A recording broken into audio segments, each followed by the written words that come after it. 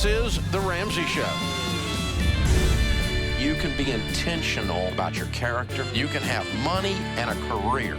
You are the hero in your story.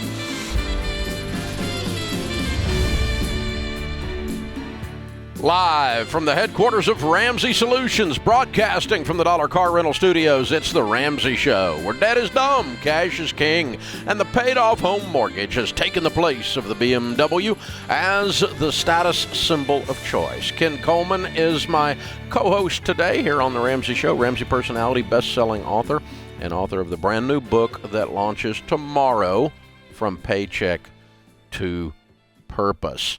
The Clear Path to Doing Work You Love. Now, Ken, if a book launches tomorrow, that means today is the last day to get all the bargains. That's right. And we've put out quite a bargain. I mean, first of all, $20 is your entry point for this at RamseySolutions.com. And then we're going to give you the ebook, the audiobook read by me, plus over $100 in other tools like our resume templates, a video course that teaches you how to get hired, how to beat the competition. Right now, Dave, we have the biggest demand in employee talent we've ever seen, and it is competitive. And so that's a course that comes with that purchase, all a part of that $100 plus of free items. So we are certainly bribing, but it's one of the greatest bribes of all time. 55% of Americans are looking for a new job right now. Mm-hmm. And if you want to stand out in that sea of talent, passion, and experience, you have to be very, very clear. Yeah. And Ken has the process to do that. From paycheck to purpose. One of the things some of you discovered during the aforementioned pandemic was that life's too short to spend your life doing things you suck at or you hate, or both. Mm-hmm. And so people are leaving stuff where they're not any good at it. They're leaving stuff where they hate their toxic environment. They're sick of it. They want to move on. They want to do something with meaning. And From Paycheck to Purpose helps you do that. In the title, it tells you that. So yeah, that's the whole process. By the way, we're giving you both. We want you to have a fatter paycheck and experience more purpose. And yet, Dave, in that Ramsey Solutions, it's not either or. It's not either or. It's both and. It's not like, I have to live my purpose, but I'm going to work at a nonprofit for 10% of what I can make somewhere else. That's just bullcrap. That's exactly right. That's and this idea that I can't make a really good living doing something that I care deeply about. It's a process, and we unveil that path. Interesting, Dave, in the Ramsey Solutions work study, the full study will come out first of the year. That 55% of Americans looking for a new job right now, that's one little piece of data from this study. Another piece is that 64% of those Americans that are actually 64% are saying, I want to move, but I'm not sure where to move. And again, this book provides the clarity. That key word there, clear path, is this isn't just grab your machete and go. We're going to point you on the right path and show you how to do it, even if, by the way, you're working through the baby steps. I think a lot of people, certainly in the Ramsey Solutions tribe, go, okay, I definitely want to work on purpose, but I'm paying off debt. Well, there are multiple stages. Maybe you could make more money. Get a bigger shovel as a result of this and get out of debt faster. So it's $20 for the book. Today's the last day that you get $100 worth of bonus tools like resume templates, guides, video courses, all kinds of goodies included in an audiobook, the ebook, everything in there. It's a deal. Today is the last day. From Paycheck to Purpose by Ken Coleman, #1 best-selling author. Esmeralda is going to start off this hour in Fresno. Hi, Esmeralda. How are you? Hi, guys. I'm glad to get to talk to both of you. Better than I deserve. What's up? Okay, so I'm currently a correctional nurse, and I get paid pretty well for what I do just because of the environment that I work in. And my goal is to become a school nurse, which I actually got the position, and I should start soon. But I'm definitely going to take a pay cut just because of the change of environment. And this is something that I've been wanting to do for a very long time because I'm just stressed and overwhelmed, and the environment is just not the best to work at. But my question is whether this is a good move right now financially, just because I will be taking a pay cut. How big of a pay cut? It's about $15,000 a year. Okay. What do you make now? I make $100. Okay. And you're going to cut to 85 and be a school nurse? Is that what you said? Yes, but then in about 2 to 3 years, I'll be back at 100. Okay. Well, let's talk about what the next 2 to 3 years looks like before that. So where does that put you? Are you single income, double income? Double income. My husband makes about 120, so okay. that's why he's not worried. And he's like, "You need to go for this if this is something that you really want to do," because we have about $40,000 in debt. So he's willing to buckle down and pay all that off. That's awesome. Well, you have a $200,000 income between the two of you, sure. Yeah. So this is I think it's just more me and being scared of like, hey, I went to school, got my RN, and I wanted to make 100, and I think it's just more me taking like the drawback of taking the pay cut. Yeah. Can I suggest to you, Esmeralda, it may not be just you. Part of this, I wonder if you're worried about what other people might say or are already saying when you go from RN and this, that's obviously a very prestigious role, and moving into school nurse. I wonder how much of that is coming from what you think other people might think or say. I think it's just me. I had a goal of making a certain amount, and now I am. And with overtime here, the potential is limitless. But also, I'm concerned with my mental health and obviously a little bit of safety because it's getting a little out of control in here at times, I would say. Well, Esmeralda, you just laid out multiple reasons. You answered your own question as to why this is the right move. All of those negatives are absolutely confirmation that you need to move. But the biggest confirmation is that you've longed for this. You said, I've wanted to do this for a long time.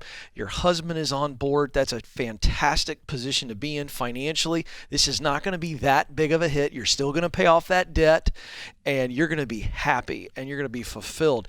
And I understand where you're coming from, but you need to give yourself a break because you have, in fact, achieved that goal. But what's great is you now realize that goal doesn't match up with your heart. And you got to follow your heart here, Esmeralda. Step into this. This is a great move. There's nothing wrong with this move. This is the right move. What's the worst case scenario? You take the new job, and you get over there, and you hate it. And 20 seconds later, you can be an RN again in a hospital. Mm-hmm. Oh no, yeah, I can find a job. So you're not. This is no not problem. this is not like you burned all the boats and you can't go back home. So you can do whatever you want to do. Go try it. And if it doesn't work, go back to being an RN in a less toxic environment, someplace, some other hospital, some other situation. I will be an RN at the school. I know, but I'm saying go back into the medical world rather than the school nurse world. And if you don't like it, if you like it, this is a no-lose scenario. Yeah. Because you can, in the world that you live in, you can get another job in 26 seconds if you decide you don't want to be a school nurse anymore after a year. So do it. Absolutely. Yeah. Go do it, Esmeralda. Yes. That's exactly the way this works, guys. So what Ken does every day on the Ken Coleman Show. If you want to talk careers, we'll do that. You want to talk money, we'll do that. The phone number is 888-825-5225. Or we'll talk about your mama. You're right in front of you if you want me to. Whatever you want to talk about, we're here. It's that simple. The book is From Paycheck to Purpose, The Clear Path to Doing Work You Love. On the streets tomorrow, last day today of the pre-sale at RamseySolutions.com with all the goodies. Get it while the getting's good.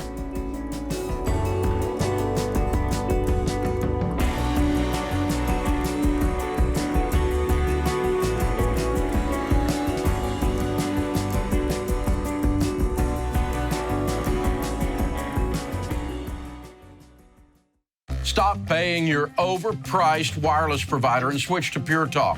They use the same network as the larger providers for much less.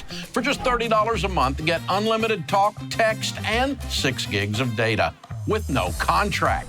The average family saves over $70 a month by switching to Pure Talk. Just go to puretalk.com and enter the promo code Ramsey to save 50% off your first month.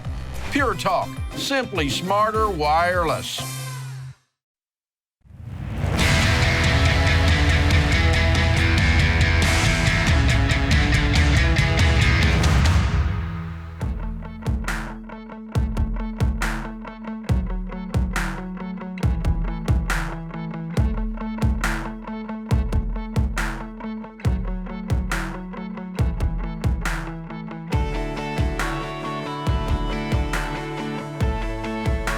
Welcome to the Ramsey Show. Common sense for your dollars and cents. in a culture where common sense is so rare that if you have it, it's like having a superpower. Ken Coleman and I are here to help you with your life, your money, your career. The phone number is 888-825-5225. Devin is calling us from Japan. Well, there you go. Hi, Devin. Hi, Dave. I'm looking for short-term housing for about 2 months out of the year. When we come home, come back to the States in the summertime. My wife is a teacher, and I'm retired military. So in the summers when we come home, we need a place to stay for about 2 months. And we don't own property right now. And with the way the market is right now, I don't see when that could actually happen. But should we buy a house, or is there a good way to find? I didn't think so. And I wasn't really warm to that. I've tried Airbnb. Mm-hmm. But Airbnb just seems really overpriced to me. Mm-hmm. So I'm looking, are there any other alternatives to that? There's some corporate housing stuff out there in the hotel world where somebody's coming to town to work, and it's like a corporate suite thing. It's not necessarily the best in the world, but I would probably prefer an Airbnb or a vacation setting of some kind.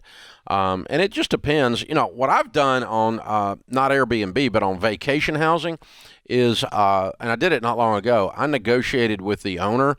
I said, listen, I'm not going to be there for a week, and I'm not going to be there for a weekend. I'm going to be there for a month.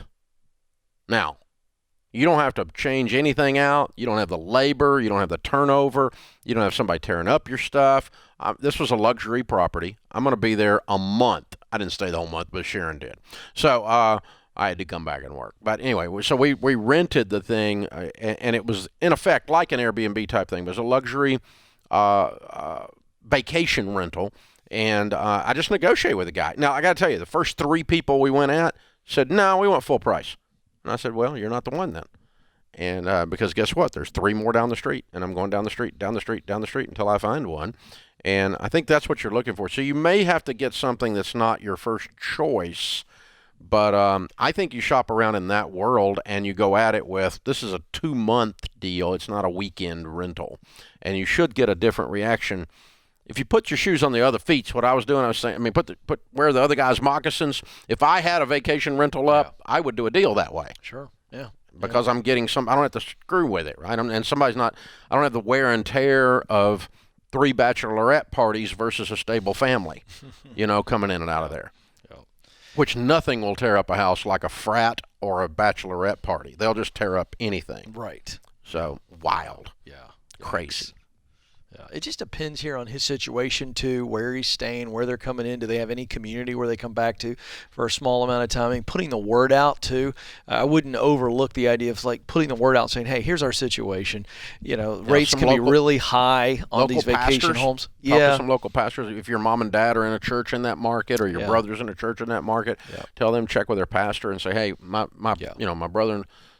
He served. His wife's a teacher. Yeah. And by the way, thank you for your service, Dave. Yes, absolutely. And that's the best idea I got, dude, off the top of my head. That, and you can check some corporate housing. Those things are typically not as good a property as a good vacation rental, a good one. Rick is with us. Rick is in Houston, Texas. Hi, Rick. Welcome to the Ramsey Show.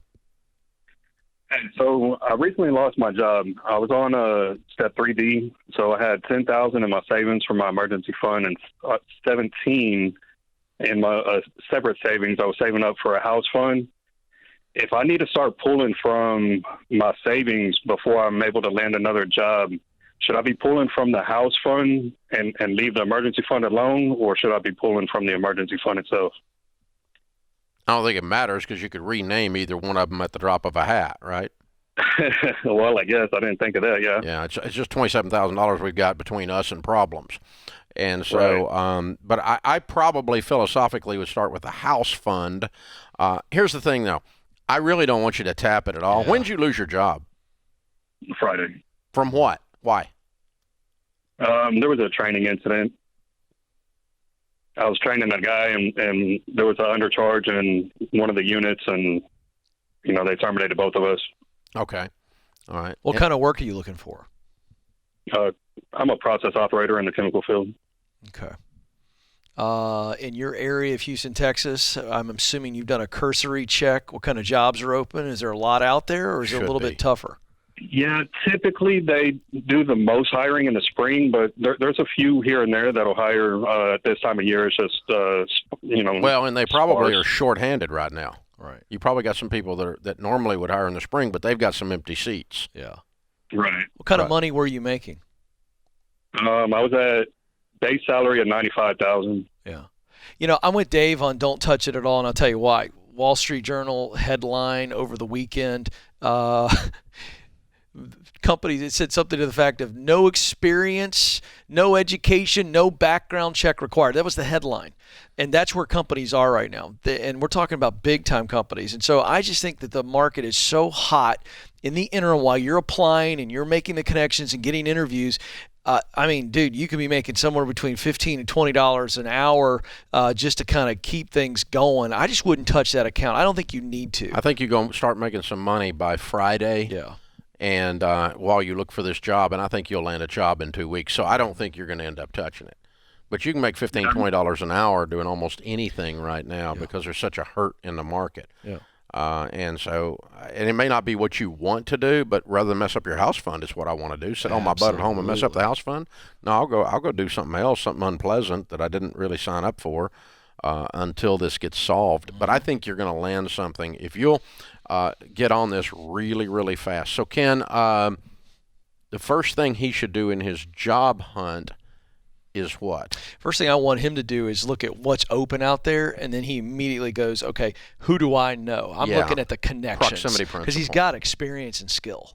Yeah. Okay. And so he's immediately going, all right, company XYZ, ABC are both hiring a position. I'm ready to go. Who do I know over there so I can fast track and get above the applicant system? And what I mean by that is, somebody, Rick, and they say, all right, yeah, man, I'll put in a good word for you. I work in building B. The guy who's hiring's over in building A. I'll walk your resume over, put a handwritten note on it if they're not in their office and go, hey, I've known Rick for 18 years. That's the play here. And then you go through the applicant system. But you want to have a good impression before you ever get into that. And they go, okay, we're going to fast track an interview for Rick. That's what we're trying to do first. Exactly. You get your foot in the door. You got to know somebody to get in and get past the 30,000 resumes in a stack. Yeah.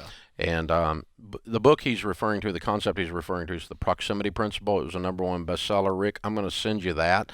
And I'm also going to give away my very first copy that I gave away From Paycheck to Purpose, The Clear Path to Doing Work You Love. So I'm going to send you both of Ken's books. The new one will be a bestseller as well. And then I want you to also, I'm going to send those to you. Kelly's going to pick up and give you the stuff.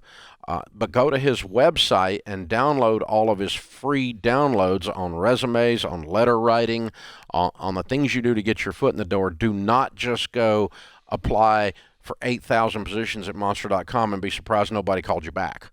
That's a fool's errand right now. Yeah.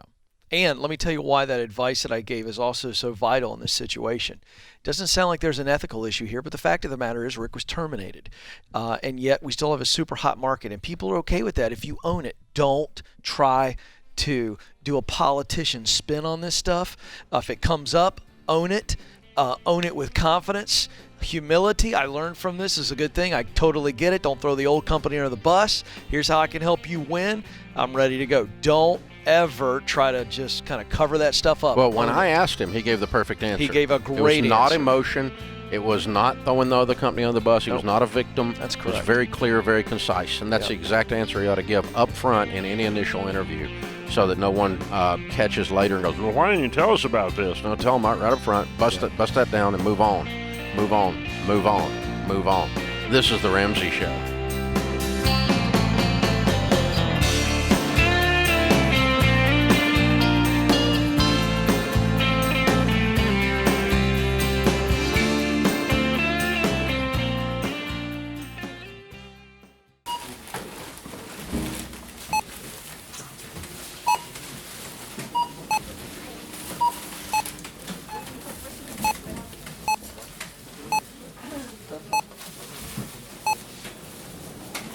Still on baby step number 1, eh? How'd you guess? With healthcare costs rising, learn how Christian Healthcare Ministries can help you make the most out of your budget. Visit chministries.org/budget. Don't worry, it's worth it.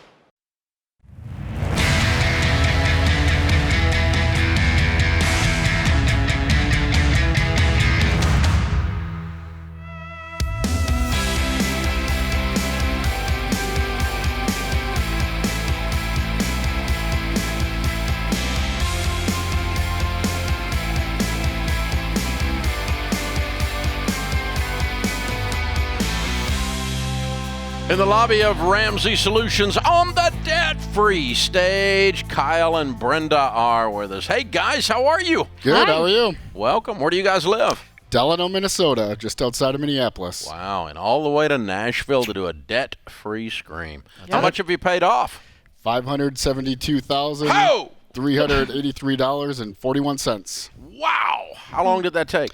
7 years and 2 months. All right. And your range of income during that 7 years and 2 months? Yeah, it was about 110 to 200, and currently we're at about 140. Okay, cool. What do y'all do for a living? Brenda's a stay-at-home mom, and I am a reporting analyst for a large health insurance company. Cool. Well, I'm guessing by the length of time and the huge amount of money you paid off your house. Yep. Woo! Looking at weird people! Yeah, and we also own a third of a lake home, too, so 1 1/3 houses, I guess, technically. All right, all debt-free, 100% debt. Don't owe a soul in the freaking world. Nope. Way to go, guys. Look at these weird people. These are weird people right here, man. You guys are amazing. Congratulations. What a 7-year journey. That's absolutely cool. Yeah. All right, tell us the story. How'd you get on our stuff for 7 years? Yeah, when our second child was, we knew they were on the way. We put in our spreadsheet that was less than accurate and optimistic at best, and the number was actually negative. So we knew that we had to do something. We didn't have enough money to pay for daycare for our second child.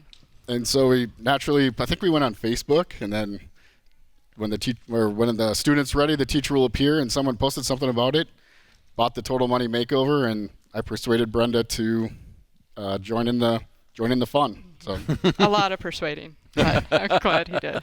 Okay, so he reads this book and says, we can't pay for daycare, which you already knew. Yeah. But this is what we're going to do is live on beans and rice, rice and beans, live like no one else so later we can live and give like no one else. And you said, I don't think so. Yeah. Well, it took a lot of convincing to, the slow steps of, you want me to cut up my credit card? You want me to do what? What if something happens? Being a mom, having all those insecurities, and then we just went for it, and we went crazy, and everybody calls us crazy. You are crazy. You're wonderfully weird. I love it. Wonderfully weird. So what did he do that finally convinced you, Brenda? What did you do? I don't know. It was, I think, just staring down just staring down that we had no other choice. I don't know what else to do, so I got to try this crazy stuff. Right. That's fair. And he's my partner, and I trust him, and that's fair. So we just went for it. Okay. And then the more it worked, the more you thought this is smart. Right. Yeah. We got after it pretty quick. I mean, and I was able to quit my job and take care of our kids before our third was born. We bought a brand new vehicle with cash and did all that before we even started to attack the house and the mortgage. Wow. So how fast did you get out of the non-mortgage debt? It was a little over 2 years, like exactly what your numbers were. Our normal stuff. Yeah. Yep. And 2 years to do that, 7 years to pay off the house. Yeah. Yep. And the car she's talking about was a sweet minivan, so she might have left that part out. A sweet minivan. Let's just go ahead and call it what it is. Yeah. It's sweet. So, Brenda, you said something a minute ago, and I think this is really good. I'd love for moms and wives to hear what you say about this.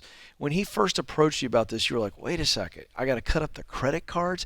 What if something happens? Mm-hmm. Implying that you saw those credit cards as a safety net, and I understand that. Yep. And yet, here you are now. So what would you say, which is a natural kind of that mother, like, hey, I got to take care. I'm a mama bear. Yep. On the other side of this, what would you say to somebody who's listening and watching right now and they feel the same way about this journey? What? I got to cut up the credit cards? That's our safety net. What's the answer to that now? Go get the scissors. I don't know. It just is. It's just you. But can you have a safety net without credit cards is my question. Oh, absolutely. Yes. I've never even thought about getting a credit card. You absolutely can. So how did you approach that emotionally as you started to walk through that? Because you cut them up, and then how did you address that safety issue, that emotional need? Yeah, that's a good question. I just trusted the process and knew that it was there for me and it was there to catch me as long as I put my trust in there. Oh, Yeah. that's good. Temporary, just for a while, because here you are 7 years later with a paid-for house. What's this house worth? It's probably $250-ish, something like that. We got real crazy. We actually downsized our house in order to be debt-free sooner. You introduced us to the minimalist, and then we gave away all our stuff, and then we realized we don't really need the big house that we were in before, and opportunity came in that we were able to get my grandma's house, and we downsized. Everybody thought we were nuts, and 2 years later, no. Here we are. Yeah, here we are. A lot of people thought you were nuts, but you're not. You're on your way to being Baby Steps millionaires in no time. I think so. Well done, guys. Actually, we already are. Yeah, you already are. Yeah. Yep. All right. So how much in the 401k? It's probably like six. It's like 600, and then the house and cabin's 400 something. So it's plus our minivan's probably still worth 10. That sweet minivan, put them over the top. There's your breakthrough. That's your wealth building breakthrough, the sweet minivan. Yep. Way to go, guys. Oh, thanks. I love it. Well, you did everything in order. You did it right. You submitted to the process, and guess what? The process worked. Yep. So you're not only debt-free, house and everything, Baby Step 7, but you're Baby Steps millionaires as well. Way to go. I'm so proud of y'all. What do you tell people the key to getting out of debt is? Well, we were saying about the budget and how that's cliche, so we were going to pull up the minimalist card and just say, like, just keep an open mind and try to listen to what other people are doing and just keep learning. And it once you get going, it just snowballs and it's just rapid pace. And next thing you know, you look back and 7 years later and you're done. Yeah. What about you, Brenna? What do you tell people the key is? The key is definitely the budget, but two, I think like the deprogramming of what the world has told us that we need to have, be, and how all of a sudden you look back and you're like, wait, I don't need all this stuff. I don't need this house. I don't need these things. I just need my life. I love it. Wow. Hey, we got to send this to Joshua. They will love this. Joshua and Ryan will love it. They will love this. Oh, yeah. That's really great. We had dinner with them last time they were here up at my house and hung out. We had some great conversations till deep in the morning. They're incredible guys. So well done, you guys. Yes. I'm so proud of you. Very, very, very cool. And you brought the kiddos with you to celebrate? We did. What are their names and ages? Drew is 9, Will is going to be 7, and Reed turned 5 on Sunday. All right. Very cool. And have they been plugged into what you're doing? Oh, yeah. Yep. They know that their lives are changed. They do. There's no payments in your world. None. Ever again. I love it. Way to go, you guys. Very, very, very cool. Well, we've got a copy of The Legacy Journey for you because that's definitely the next chapter in your story as you continue this Baby Steps Millionaire journey. And I'll give you an extra copy of Total Money Makeover to give away. Maybe you can start somebody off like you guys started off on that same book. That sounds good. And that's how you got here. Well done, you guys. Very proud of you. Woo! I love it. Man, these people are weird. They're awesome. They're awesome. All right, Kyle and Brenda, Drew, Will, and Reed from the Minneapolis area. $572,000 paid off in 7 years, making 110 to 200. House and everything. Baby Steps Millionaires. Count it down. Let's hear a debt-free scream. 3, 2, 1. We're debt-free. Yeah! Whoop, whoop, whoop, whoop. Yeah! Man, oh man, oh man.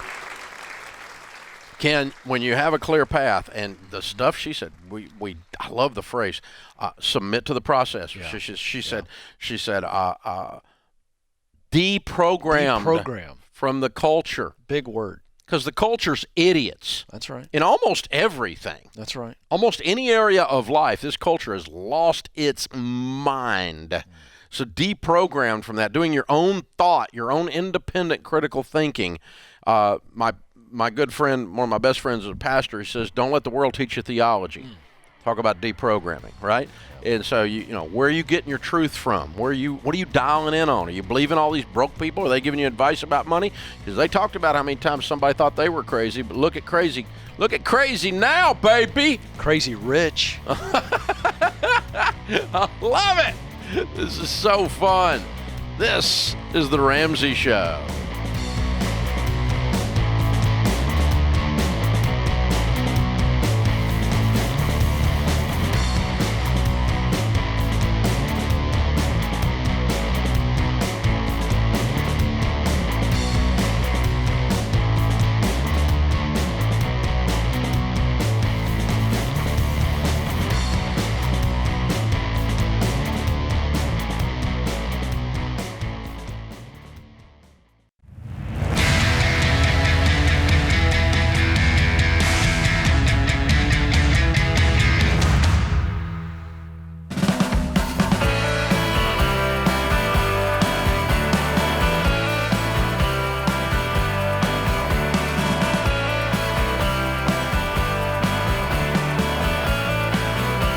I'm Dave Ramsey. Welcome to The Ramsey Show. Ken Coleman, #1 best-selling author, is my co-host. His brand new book comes out tomorrow.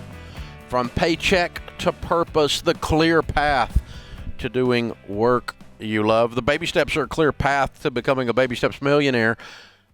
Paycheck to Purpose outlines the clear path to doing work you love. Exactly step by step what you need to do.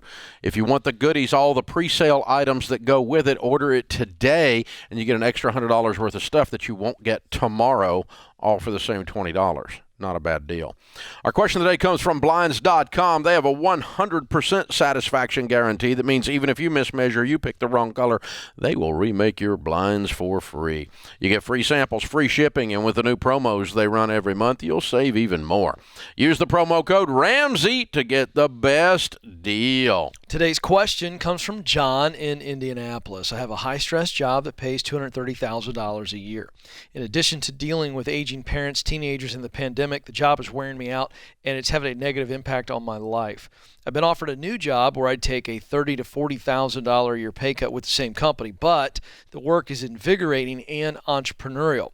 I'm having trouble justifying this pay decrease, although I feel I'm going to be happier. Our only debt is our mortgage. College is funded, my wife earns a great salary, and we have a healthy savings account. So why am I struggling with this decision? I don't want to be one of those unhappy people saddled with a job they don't like, yet they stay for the money. Well, John, then don't be one of those people. You don't want to be one of those people. So my mentor, this guy to the left of me, he's got a great little tactic when he gives a speech and he's talking about money changing. You go, just aside, just a little quick clap. And I think, John, you don't want to be one of those unhappy people that stay just for the money. Let me help you a little bit. You don't need the money. A $30,000 to $40,000 pay cut right now for you is going to take you just below $200,000 a year, and your wife makes a great salary. We don't even know that number. So you guys may be in that $300,000 range. You're above $250,000. This work is clearly having a tremendous impact on you. All of the signs are there. You need to give yourself permission to do the right thing, and this is the right thing. I will also tell you that this new job, being invigorating and entrepreneurial, tells me two things: that there's probably a path back up to the money you're making now, if not going beyond that. I don't have that information in front of me, but this is the right move. You don't need to feel bad about it. You're not doing the wrong thing. You know, Dave, it reminds me, we heard our last, the Debt-Free Screamer talk about deprogramming. And this is an issue here where we are so programmed in our world to put significance and success completely in the financial bucket, and yet that's just simply not the case. And it makes people like John feel like if I take a strategic cut that I can absolutely absorb, that somehow I'm doing the wrong thing, or it's a dumb thing, or a not smart thing. And I think that's real. But in this case, John, this is the right move all the way around. I don't think it's dumb, and I agree with Ken. I would take it. However, I think you need to keep in mind that the aging parents and the teenagers are still going to be there. So where's your stress really coming from? What's really going on? I mean, have you got some family stuff that's out of balance and you need to set some boundaries? Have you got some tough decisions you've been unwilling to make with either one of those other two subjects that are the real cause of the stress? Make real sure you're treating the right problem, not the symptom. And the second thing is this. Again, I'll agree with Ken. Take the job, John. However, I do not agree with this supposition that the only way you find happiness is to move down in income. That you can't find something that's invigorating, what was the phrase he used? And entrepreneurial that pays $300,000 a year. Why is it we always think to be happy we have to make less money? What is this stupid thing that's floating around in this culture that says that? By the way, if you do something you love, you're better at it, and you should make more money, ultimately. Yeah. I mean, but this idea that you have to have poverty associated with happiness or less money associated with happiness is absurd. So I would choose a third option as a consideration, and that is, where can I find something invigorating, entrepreneurial that pays $300,000? Oh, why is it we have to go down all the time? I don't understand this. So anyway, it's okay if you do. And I'm going with Ken's recommendation, but I'm going to challenge you on those 2 points. Make sure you got the parents and the teenager thing working, because, dude, that's still going to be there. Yep. And you got to be careful what you think the stress is. So, the first time that happened to me is when I filed bankruptcy. The bankruptcy attorney didn't do a lot of things right, but he said one really wise thing.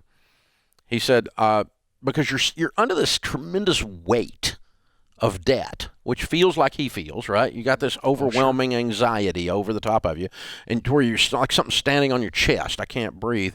And then the day you file bankruptcy, that debt's just poof, most of it anyway, is gone, right? And you got some more stress points, but by and large, I've been fighting it for 2.5 years. I was ready to set down the rock, baby. Yes. Okay? But that guy looks at me and he goes, you know what? Filing bankruptcy does not create an income. Yeah. Mic drop. Yeah, that's right. It's really good. It's like, you're not going to prosper because you filed bankruptcy. You've still got to go out there to kill it and drag it home, whatever it is. You still got to find a way to eat. And, of course, I respond, I got this figured out. But I mean, it's still, I can remember that 30 years ago. I remember that conversation right now. Yeah. And so that's what I always think, be careful what you wish for, because it may not be touching what you're talking about. You're still the common denominator. You're still going to be in the next marriage. You're still going to be in the next job. Your parents and your teens are still going to be there after you make this move. You're the common denominator that follows you everywhere. I'm glad you brought that up because he could take this move and it could be on paper all the things that he says it is. But if the personal life is burning, the job doesn't solve that. Right. It will help, right? In some ways, you've got some purpose as you move into the office. But if it's 70% job stress and 30% family, it'll help. It'll help. If it's the other way around, it's not going to make a difference. You're just going to make less money is all you're going to do. That's exactly right. And I think that was a really great call out here. And I would also agree with you in this situation, if that's the only thing that you've got, but it's rarely the only thing. And this is a situation going, well, I've got an opportunity here. And it's going to be better in all these ways, and it's less money. And I think you're right. You got to consider the whole field, the whole universe of jobs. Samantha's in Charlotte, North Carolina. Hi, Samantha. Welcome to the Ramsey Show. Hi, Dave. Hi, Ken. It's an honor to speak with you both. You too. How can we help? Well, my husband and I we're on baby step 7. We have 5 different retirement accounts between us both. I'm wanting to open a SEP IRA with our business to reduce our taxable income. But my question is there a maximum number of retirement accounts a couple can have without being penalized somehow? No, there's not a maximum. You can do Great. Whatever you need to do. If you have too much money sitting in an old 401k or old IRA, it could affect your Roth contributions, but that's all. But those are old. But in terms of can you do it, you can do a SEP IRA. You could do a SEP Roth IRA instead. You can do a Roth IRA at the same time. And your husband can do his 401k over at work. Now, the SEP is any employees who have been with you more than 3 of the last 5 years are also going to get the same percentage of their income that you put in the percentage of your income into it. So do you have employees been with you a while? We do not. Okay. So you can put in up to about 13.6 is what the calculation is going to end up being, 13.6% of your profit on that business. Your taxable income on that business can go into that SEP, and you can make it a Roth SEP is what I would do, and get with one of our SmartVestor pros at RamseySolutions.com and get signed up for that. And, they can help you walk through the process. But, there's a lot of different kinds of accounts. You can have 401ks. You could have You could have a 401k at your work. He could have a 403b at his work. You could have SEPs. You can have individual IRAs at the same time as you've got all these others. There's a couple of them. There's one or two of them that overlap. Now, and each of them have a contribution limit that you can do. But the number of accounts, no. By and large, there's very little, if any, limitation on that. So, good question. Ken Coleman, Ramsey personality, my co-host today here on the air. This is The Ramsey Show.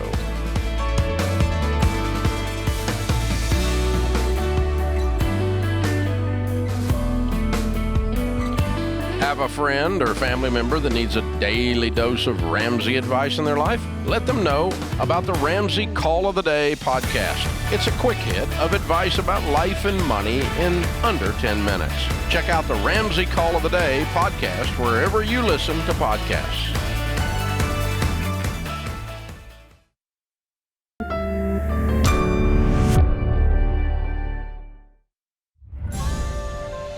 This is The Ramsey Show.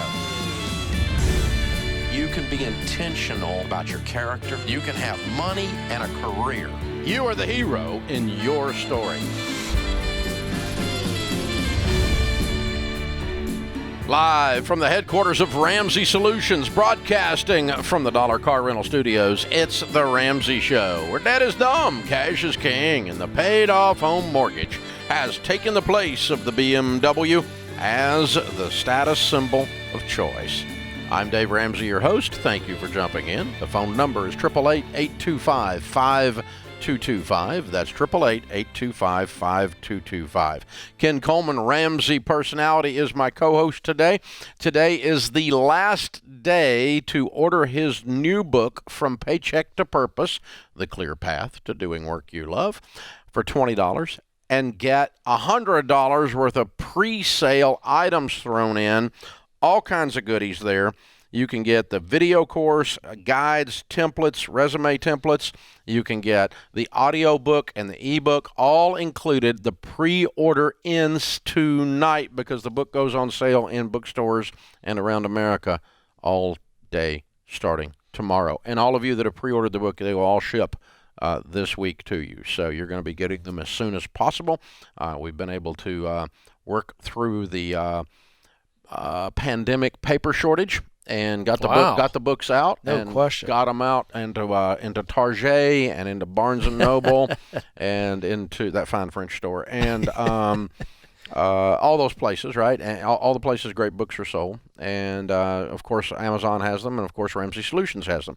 If you want to do the pre-order and get all the deal, go to RamseySolutions.com today. Today's your last day. Gary's with us. Gary is in Kansas City. Hi, Gary. How are you? Hi, Dave. Team Ramsey. Honor to speak with you. You too. I wanted to just go over what's in my life and my brother's lives, a little bit of a complex question we need answered regarding my mom who died a couple of months ago and some of the fallout from that. Oh, thanks. What happened? What did she pass away from? I think officially it was COVID. However, there was more to it. She had a lot on her mind. She was dealing with my dad who had dementia.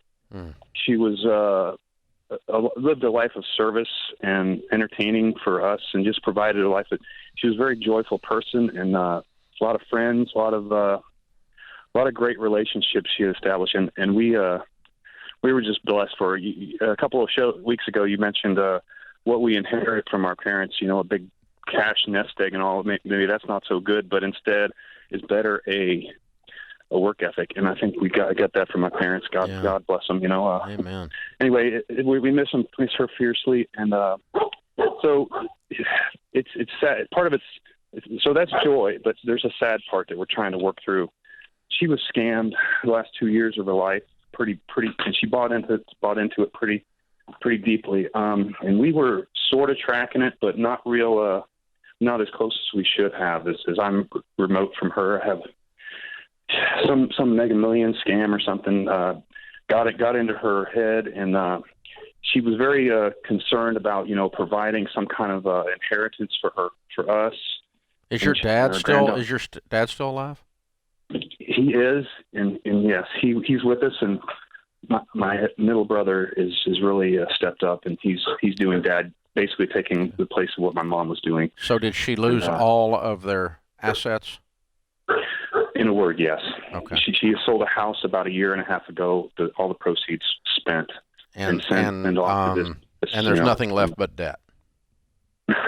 The debt is not that. So the debt is like kind of small, but it's so where we're going with this question is the ethics of it. So she had, in this scam, the scammers had convinced her to buy 3 iPhone 12s, and they would reimburse her in all this, and it was somehow how she was going to pay the taxes as well. That's where a lot of the money apparently went. So she bought these 3 iPhone 12s. They're $1,000 a piece, and a big cell company or a big one of the big ones now has this bill out. She wasn't getting the installments of funding that were said to be coming from the scammers. Of course. So at the point where she bought these phones and then of course shipped them off, all at her expense with the cell phone provider companies or whatever. They got 2 free phones. She kept one of them, and now she wasn't going to pay the financing. You're financing these things, and then she was, I guess, going to. So she didn't pay the $3,000 off. We still have this $3,000 bill, and there's nothing to be redeemed as far as her credit because her credit's shot. She had a great credit. She did great things with her money through her life. When you pass away, Gary, what you own stands good for what you owe. And so she has a $3,000 debt. Did she own, your dad and her, own anything? He's got a car. There's little penny any stuff that is around a car. There was some hard assets that were able to liquidate in an event that wasn't even to be done, but we weren't really interested. They come after her estate. I guess that's where. That's all they can do. They can come after her estate. And if you guys sold an antique dresser for $10,000 and kept that money instead of paying this bill, then they would have recourse against you guys. Okay, so yeah, she saddled us with this. It sounds like. Yeah, what you own stands good for what you owe when you pass away. But your kids do not inherit debt. But your kids will not get an inheritance until the debt is paid out of the things that they owned, your mom and dad owned. Where is your dad living? He's in a memory care facility. Okay. All right. So he's got a pension. Is there a checking account with $3,000 in it? Yes, there's that. Yeah. We've got a little bit of. My brothers and I are all. If this is the only debt that there is, you're going to have to pay that debt in order to clear the rest of the assets, even though they're penny ante. It's not ethics; it's the law. Yeah. Okay. And they're probably for $3,000 not going to chase you guys down and put you in a headlock and try to get the $3,000 out of you if it's a practical matter. But that's technically the way this works, and so morally the way this works. Understood. Yeah, you're gonna have the unhappy experience of completing the scam. Right. Goodness. Okay. And how prevalent is this? Is this very prevalent?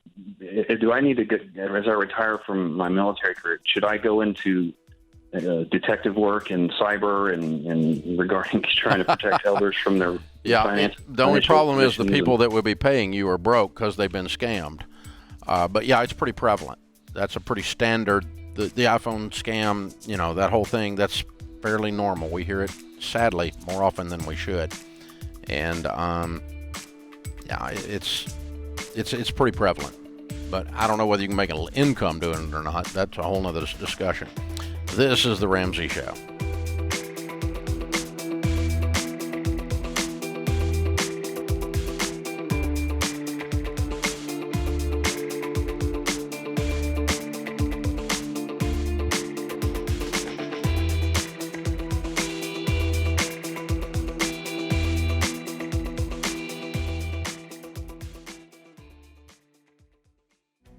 If you're looking for ways to update your home without blowing the budget, I've got it. For years, I've been telling you about our friends at Blinds.com. Blinds.com makes it simple to shop top quality blinds, shades, and interior shutters from home with easy online ordering and free shipping. With Blinds.com, there's no need to renovate your entire home. Just change out what's on your windows with upscale choices like faux wood blinds, cellular and roller shades, or even outdoor shades. Plus, Blinds.com guarantees the perfect fit, whether you do it yourself or you have them measure and install everything for you. Shop their latest looks and see how much you can save at Blinds.com today. The easy and affordable way to make your home more beautiful is Blinds.com.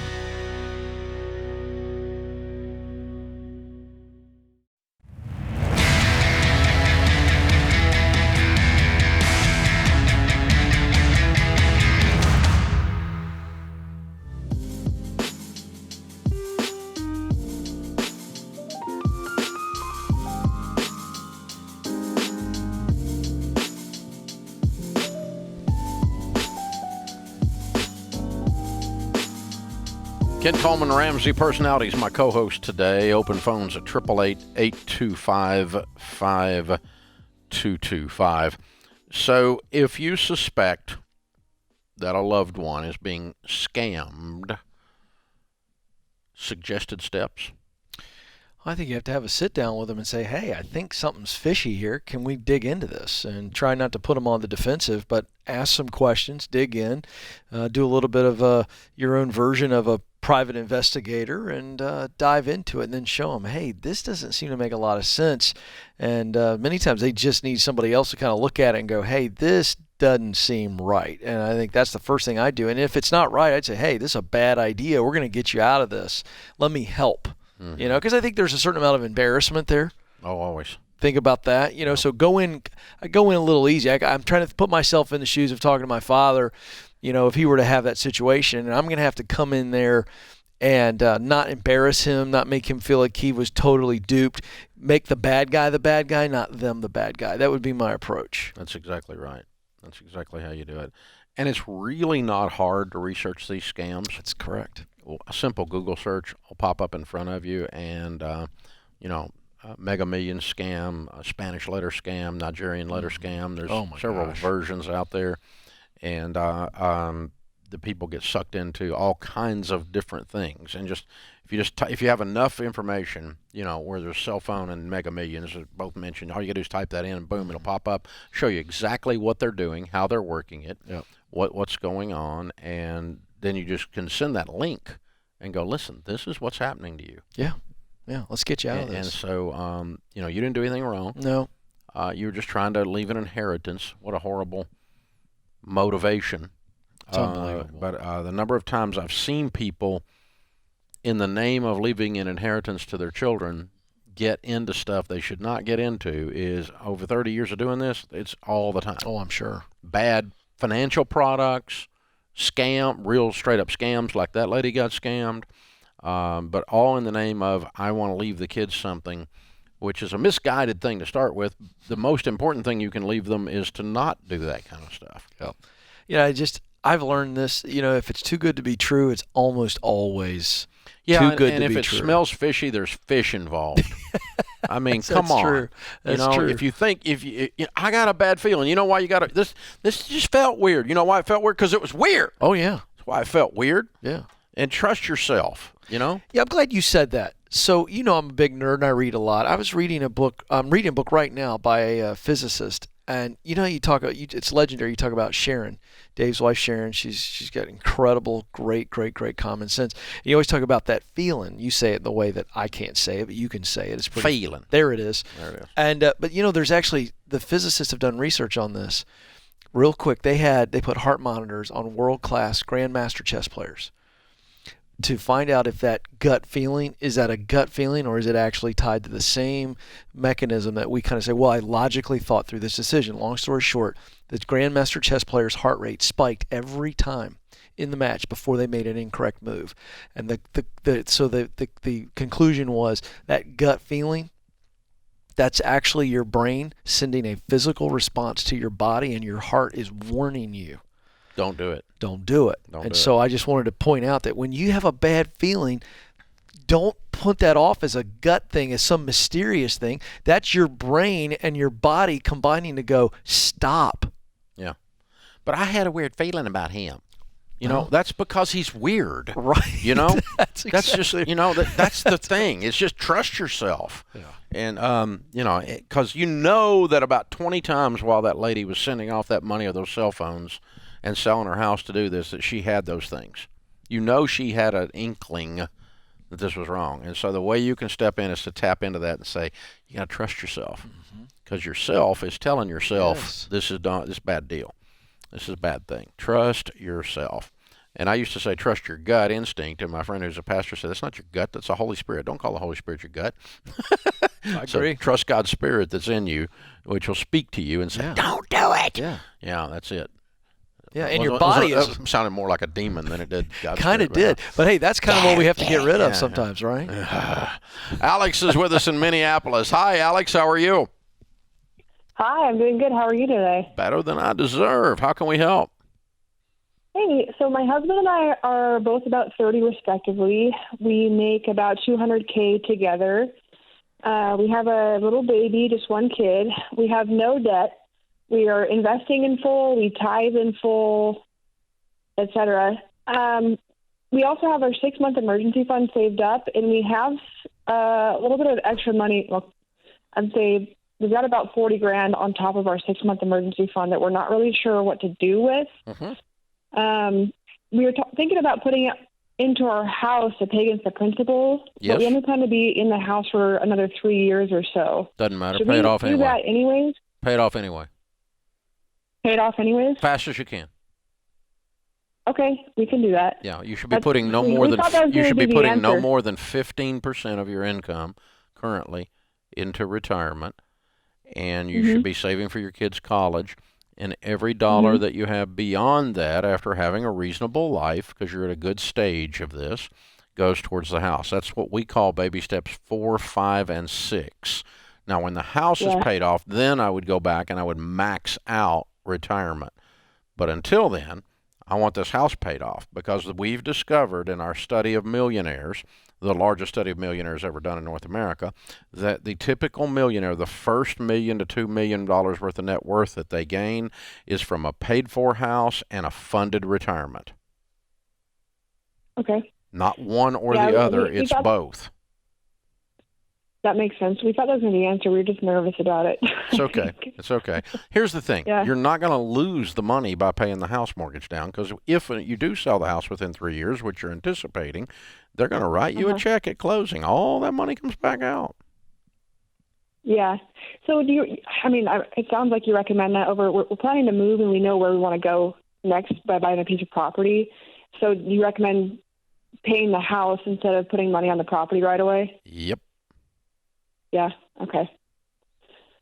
Because the two things I run into are not a paid-for third piece of property in the millionaire study. I run into paid-for houses and fully funded retirement plans. That's what we run into all the time. That's where the data leads me. And so I think I'm going that direction every time there. Every time. So, good question.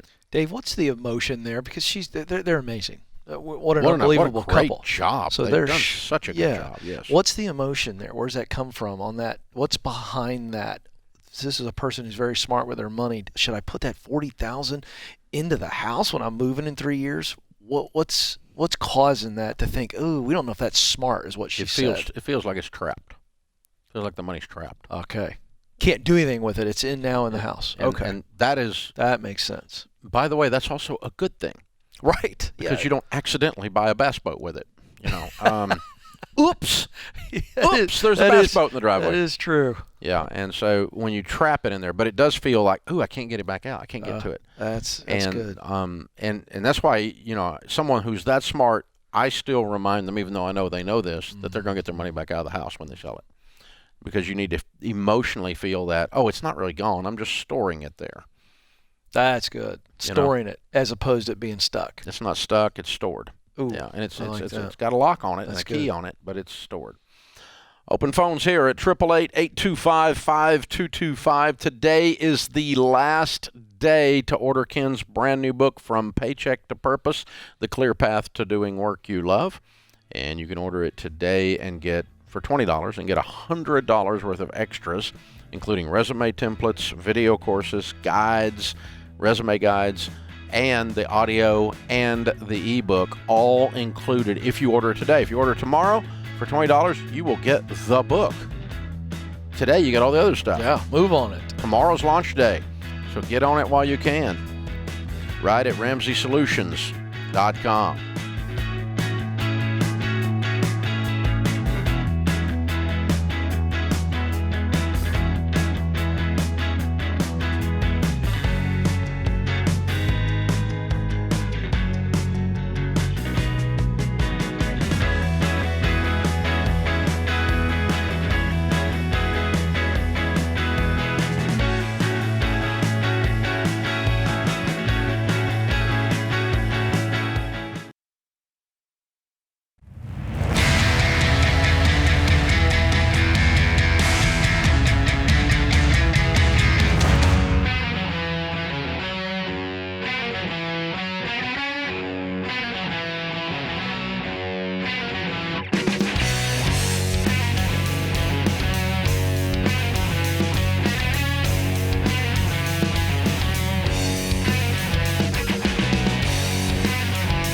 Ken Coleman Ramsey personality is my co-host today on the debt-free stage in the lobby of Ramsey Solutions.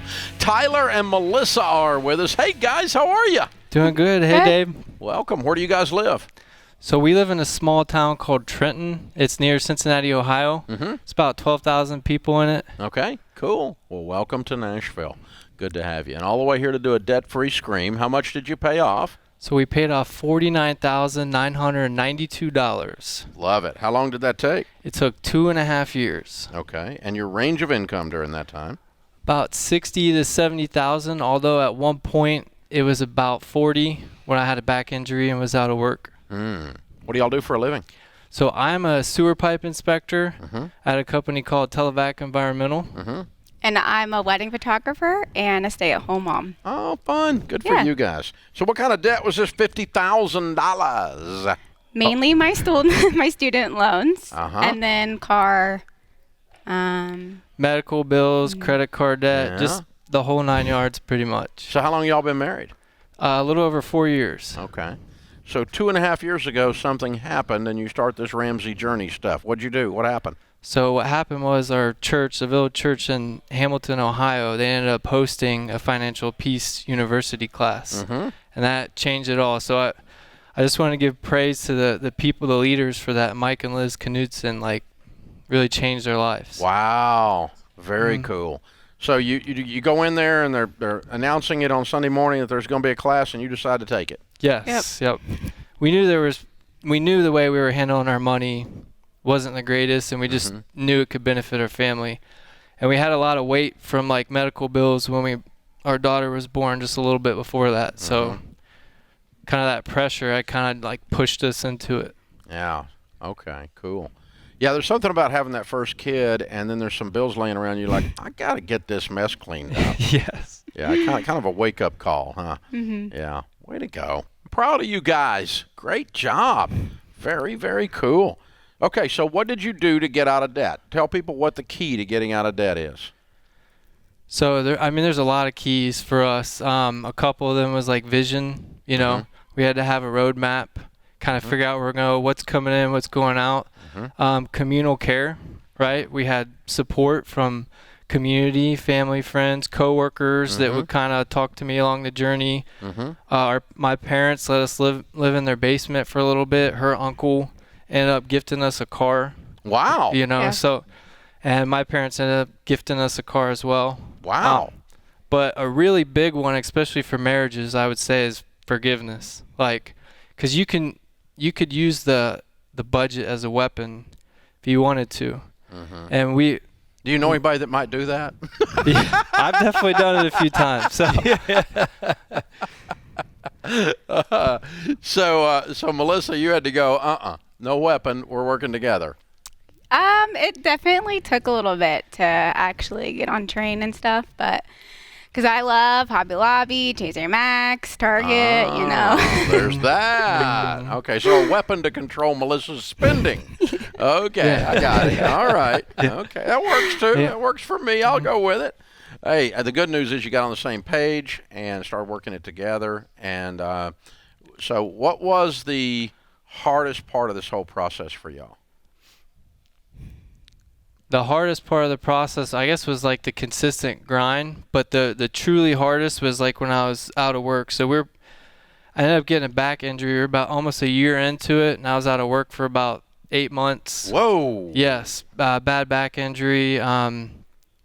My discs were herniated and that, some mild grade spinal stenosis and that. Wow. And during that time, she kind of really helped us out with, taking on more weddings as a photographer and that. But I went through kind of a depression in that and ended up, adding some more debt, through that process and that. But God so preserved our lives, and 8 months after that, we kept going on this whole track, and then ended up 2.5 years, boom, we paid it all off. Wow. So I wanted to ask you guys about going into that class, Financial Peace University. I'm just curious. It's like we all revert to being childlike in our lives, even as adults. You remember that first day of kindergarten or first day of junior high. It's scary. You're walking in. I'm curious, what was it like, even though it was your church, is that right? What was it like to walk into that class environment? This is a brand new thing for you, Melissa. Obviously, you're kind of like, I don't know. I'm curious, what was the dynamic like as you went in, week out? Like, definitely it was like nervous at first. Like, I didn't know what to expect. But definitely I think just like the workbook and going through that with our class and like just the slides, I just remember like us having conversations, I think like weekly, just talking about it and like how it could help our family and all that stuff. So it was definitely mind-boggling. Definitely took a lot to take in, but it definitely was worth it. What was the part about other people in the class that maybe brought you into some comfort level, or, hey, we're not the only ones? Talk about that. I mean, there's definitely other families in there, people who like even were childless, but it was just nice seeing other people that were like us going through the same things, people who had credit cards that needed to be done with that and all that stuff. So it was just really nice to know that we weren't alone. Yeah. It makes you feel not so weird that you're not the only person on the planet that messed up with money. Exactly. Yeah, it kind of normalizes that normal's broke. Yeah. I just don't want to be normal anymore. Yeah. Well, way to go, guys. It sounded like you had quite a long journey there, the grind and the setback, and then coming back after the setback, and well done. Very well done. Very proud of you guys. Dave, I want to ask Melissa real quick. So, wedding photographer, I'm looking at the 2.5-year timeline here. Your weddings during COVID. Yes. How did you keep that going? Kind of stressful, but a lot of my couples, I'm very thankful for them. They didn't actually reschedule for the following year. They kept their date, either had a smaller wedding or just postponed to like another date, and I was available. So it was just nice being able to keep my couples. And yeah, it was definitely challenging, especially it's just, COVID. Good for you. That's awesome. Wow. Very tough. And you brought your daughter with you. What is her name and age? Her name is Leilani. She is 3.5 years old. All right. And this is our why. This is why we did all this, just to change that. So, hi, Leilani. Pretty girl. I love it. Unicorn Squad. It's a good squad to be on, I've heard. Yes, it is. I was unaware that it was a squad. I got to do some research, Dave. You need to catch up on these things now. Papa Dave knows these things. Papa Dave knows these things. That's right. We got uniforms coming out our ears. All right. Way to go, guys. Very proud of you. We got a copy of The Legacy Journey for you. That's the next chapter in your story to be Baby Steps Millionaires. You're on your way. Way to go. And a copy of the Total Money Makeover for you to give away and get someone else started on their journey. Maybe one of those young couples you're shooting their wedding. Yes. You never know. You never know. Very good stuff. All right, Tyler, Melissa, and Leilani from the Cincinnati area. Trenton, $50,000 paid off in 2.5 years, making 60 to 70. Count it down. Let's hear a debt-free scream. Ready, Lonnie? Ready, Lonnie? 3, 2, 1. We're debt free!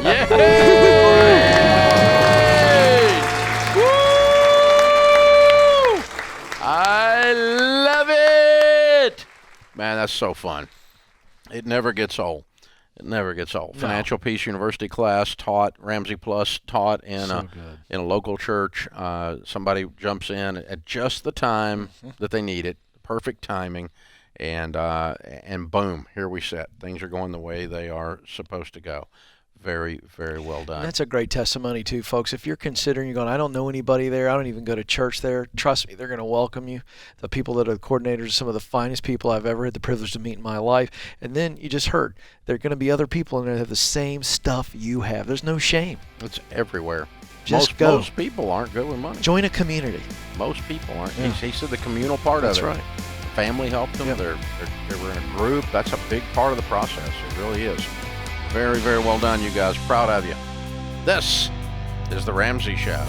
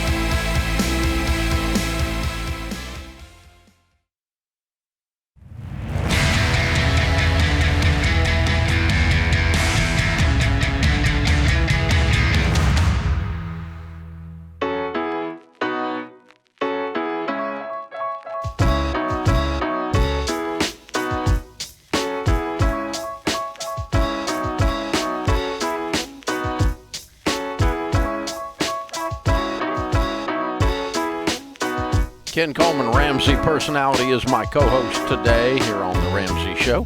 Open phones at 888-825-5225. Kansas City's on the line. Michael is with us. Hey, Michael, how are you? Hey, Dave, great to talk to you. Sure, you too. How can we help? I'm calling. My mother passed away September of 20. I'm sorry. We are at the end. She didn't have a will. We're at the end of the probate process. Mm-hmm. And we're trying to figure out what we should do with the house. She owes about $90,000. Mm-hmm. There's some foundation damage. I'm not sure if we sold it as is, it would even be worth what she owes. Mm-hmm. My brother, me and my brother were the heirs. Mm-hmm. I tried to get him to see if he could get a loan to take over the loan because he wants to stay there. Mm-hmm. But he's a convicted felon that's never really thought of working other than buying and selling used cars. So he only makes about $12,000 a year. Mm-hmm. How's he going to pay a $1,000 a month payment? Well, he got quite a bit of money from life insurance and things like that. But if he doesn't work, that's going to run out, obviously. Exactly. So he, was like, well, maybe, we can both go in on it, but I don't really want to be involved, especially with him. Not. Right. No. So here's the thing: if the house is worth $90,000 and there's $90,000 owed on it, it's not worth anything to you. You could just let him take it. Well, it's, as the mortgage goes, do we need to? You're not on the mortgage, are you? You didn't sign the mortgage, did you? No, it is my mom's mortgage. Yeah. Do you have any idea what kind of mortgage it is? Fannie Mae, FHA, VA? It's just a FHA. Okay. Then your brother can take over the payments without having refinanced it. Oh, he can? Yeah. Okay. Yeah. That FHA will not foreclose on an estate. They'll let him just pay the payments as long as he keeps them current. Obviously, if he when he quits keeping them current, they'll take the house. But yeah, he's been paying the payment since she passed. Okay, because he was living there, taking care of her. Okay. Yeah. I just let him have it then. Let him just tell him to pay the payment. Don't miss a payment though. No, I thought maybe if we put a little money into it, we could probably sell it for twice what she's owed on it, and then make a little money on it. But okay, that's a different scenario than what you laid out. You said the house was worth what was owed on it. Yeah, if we didn't do any repairs. Yeah, yeah. And how much insurance money did you and your brother get? We ended up getting about $80,000 apiece. Okay, and how much in repairs would you do, and then what would the house be worth if you did those repairs? I think if we put 20 into it, we could probably sell it for 160 to 180 in this market. Mm-hmm.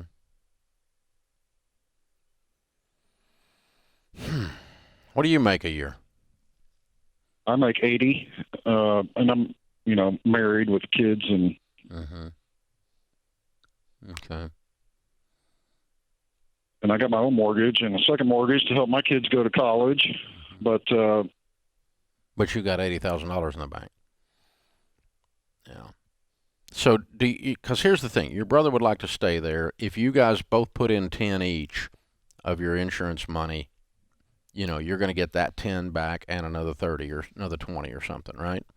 Correct. Each. Right. After all the smoke clears and you go through all this trouble and everything. Well, he would actually get a little more because he's been paying the mortgage. Yeah. Okay. I'm going to give you some weird advice. Okay. Great. You're signing up for a bunch of hassle. Your brother's had a mess of a life and needs a leg up. I'm going to take my $80,000 and let him have the house and walk away. That's a gift to your brother a little bit, but it's also a gift to yourself in lack of hassle, lack of problems, lack of whatever. He was there. He took care of your mom. Yes, he's paid the payments. Yes, all that. But this will give him a good, hard, fresh start. If he wants to put 20 of his 80 into it and flip it, he can make a little money. I don't think he's going to do that. And I think you can just walk away from the hassle and the problems that you're getting ready to sign up for and do your brother a favor, do something nice for him in the process. I think this is a win-win to walk away. What do you think, Ken? I agree. I think that's a great idea. How much debt do you have? I have $20,000 on a second mortgage to help my kids go to college. Mm-hmm. Yeah, so I'd And pay then I off. have a mortgage. Yeah, so I agree with pay Dave. off the second, bank some of it for the rest of college. That's right. And you got a clean, clear life out of this. You guys have gone through the grieving of losing your mom together. And I want it to be a clear conversation with him that I'm giving him a gift that might be worth as much as $20,000. And that thought process has come up in our discussions. But so I would just really want to get some advice. So I appreciate it. Yeah, I think this is a good time for generosity on your part. Yeah, that's going to benefit everyone. It's just a thought. Yeah. I couldn't agree more, Dave. I think this is a nice move. It takes it off of his shoulders. It's done. I've gifted my brother. I've given him an opportunity, and thus doing so, I'm not going to get any more money. But I got 80 from Mom. I'm debt free except the house. With a stroke of one check, and still some money left. Some money left. And money left for the kids to go to college. Kids to go to college. Yeah. And we're not tied up in some kind of real estate flip this house crap on cable TV. Because you know more about this than I do, but it's never as simple as, well, it's just 20. It's just 20, and then we'll flip it. And it always takes longer, and you're trying to find construction people in a weird market right now. And I just if there's $150,000 on the line, we might talk about it, but there's not. Yeah. And when all the smoke clears on this, it might not have been worth the trouble anyway, that kind of thing. So, good question. All right, Daniel's with us in New York City. Hi, Daniel. Welcome to the Ramsey Show. Hey, guys. What's going on? Hey, how can we help, sir? Hello? Hi. Okay, so my question is basically, and don't get mad at me, Dave, but I think I want to lease a car. Mm-hmm. And I know you're not supposed to lease a car. Mm-hmm. You're supposed to buy a used one in cash. Mm-hmm. But I think I can afford to lease a car, and I think it's the better move for me. Mm-hmm. So I'm curious what you have to say on that. Well, you kind of know what I'm going to say, obviously, don't you? Yeah, but maybe... Well, Daniel, I think this is where you lay out your case for Dave. You know what he's going to say, so why do you think it's a better deal than buying a used car? Okay, good idea. Right. So why I think is because I could, let's say, try to find a reliable used car for, let's say, $10,000 or $15,000. Mm-hmm. But I personally wouldn't feel comfortable driving that around in terms of reliability because for work I'm driving sometimes 2 hours in the middle of nowhere. I just don't want to, risk anything. I want to have a new car, and 10 years from now, I don't want to be driving a 10-year-old car. Okay. So that's why for me. That's why I think, and I don't have any debt. You're how old? I'm 23. And your income is what? I make 120. Okay, good for you. How many miles you putting on that car? I would probably keep within the 10,000 miles a year. Not if you're driving 2.5 hours a day. That's where I had a problem with your math. Are you driving 4 miles an hour? No, but it's not every day. I work for myself, so I'm not working every day. Dude, you're in prison with those lease miles, buddy. Okay, so wait a minute. You can't have it both ways, okay? You can't have it, I drive 2.5 miles a day. I drive 2.5 hours every day, so I need a reliable car. But wait a minute. No, I don't drive 2.5 hours a day. I only drive 10,000 miles a year, so I don't need a reliable car. Occasionally, I drive 2.5 hours. Yeah, frequently. Okay. Well, not frequently because you would be over 10,000 miles. The occasional frequency. It doesn't add up. You can't, Daniel, you can't have it both ways. The math doesn't work in your discussion, okay? So here's the thing. Here's the thing. Yeah. Broke people drive new cars. There's two people that drive brand new cars. Mega millionaires and broke people. These are the only two people. The vast majority of new cars are broke people because they go down in value like a rock. You're either going to put the miles on this fleece car and you're going to blow the lease up, or you're not going to put the miles on it and it's going to eat you alive. You can do what you want to do. You call me. There's no possible way I'm going to tell a 23-year-old who's smart enough to make $120,000 to go fleece a stupid car. Hey, it's Kelly, associate producer and phone screener for The Ramsey Show. If you would like to do your debt-free screen live on the show, make sure you visit theramseyshow.com and register. We would love for you to come to Nashville and tell Dave your story.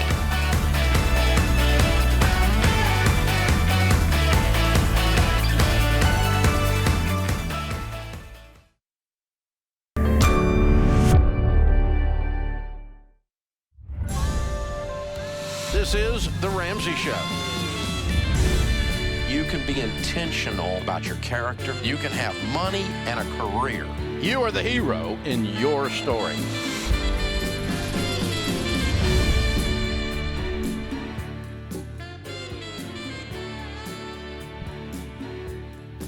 Live from the headquarters of Ramsey Solutions, broadcasting from the Dollar Car Rental Studios, it's The Ramsey Show, where debt is dumb, cash is king, and the paid-off home mortgage has taken the place of the BMW as the status symbol choice. I'm Dave Ramsey, your host. Ken Coleman, Ramsey personality, host of the Ken Coleman Show, is my co-host today. Tomorrow is book launch day for Ken. His brand new book, From Paycheck to Purpose, The Clear Path to Doing Work You Love, is in bookstores available tomorrow. Be shipped tomorrow to those of you that have pre-purchased it. Speaking of which, if you pre-order by midnight tonight, you will spend $20 for the book and get $100 plus worth of goodies added in, included in the process. And, man, pretty incredible. You're going to get resume templates, guides, a video course, the audio book, the e-book, all of it included, all for just purchasing the $20 book. Why? Because pre-orders matter towards the bestseller list, and we bribe you into pre-ordering because you're going to get the book anyway. You might as well get all the goodies. So go ahead and order it right now at RamseySolutions.com while you have the chance. Last day to do that. Tomorrow is launch day.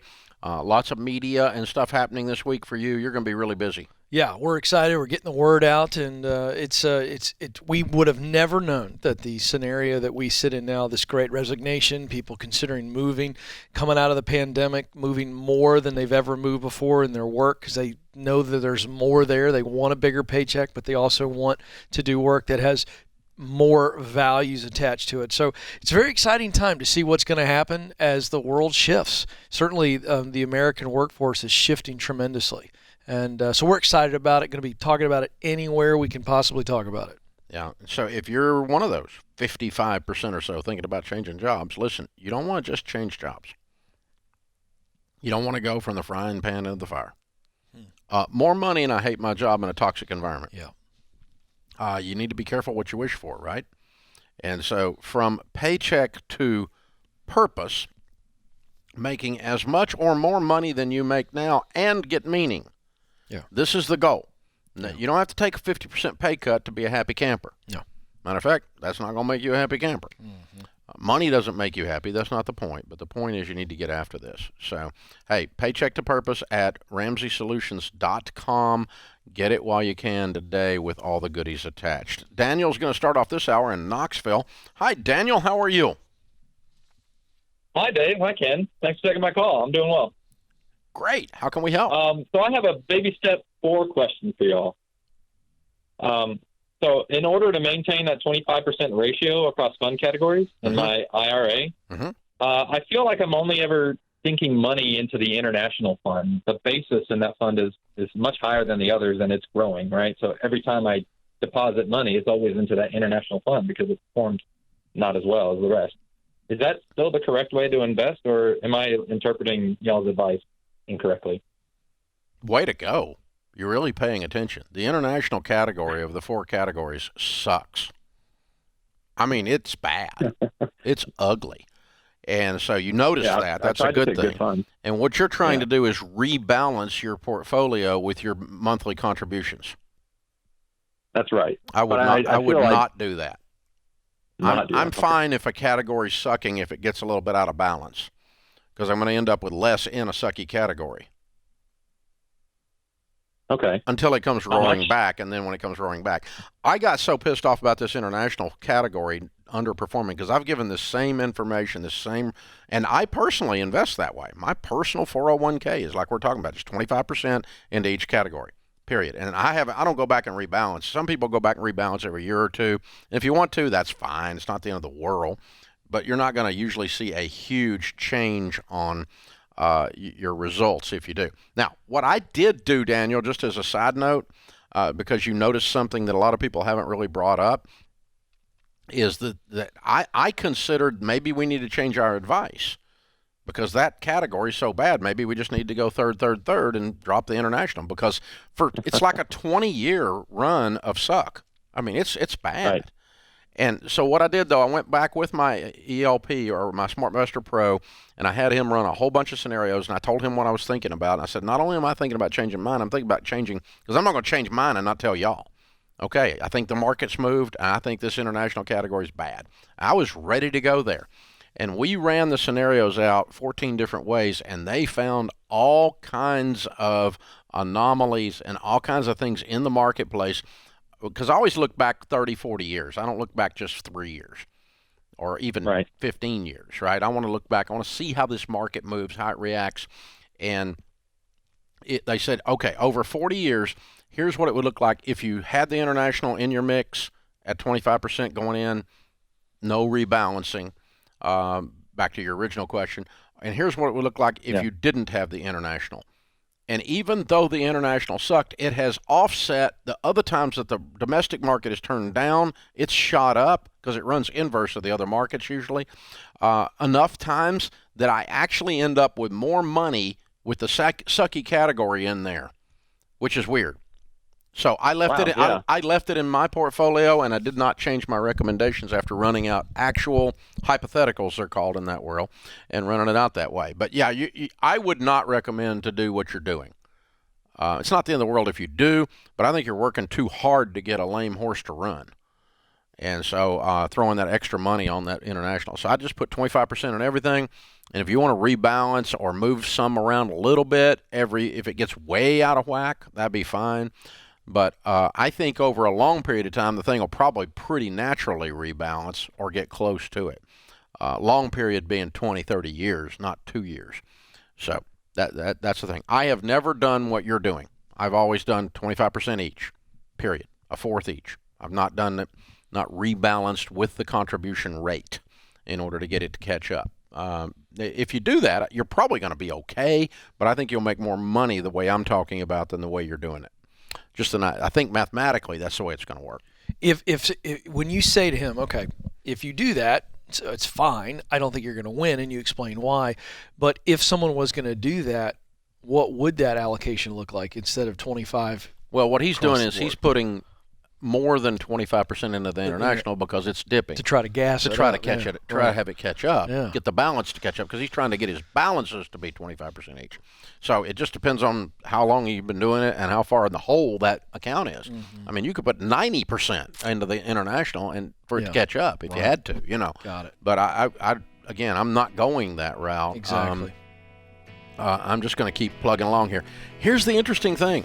The fact that you're looking at this and you're paying attention and you're using good critical thinking skills and you're constantly investing and you're constantly investing and you're constantly investing, that's what we found in all the data that causes people to win more than the technicalities. The technicalities don't end up mattering as much as paying attention and continuing. Paying attention and continuing. That's what we found with all the data on the millionaires.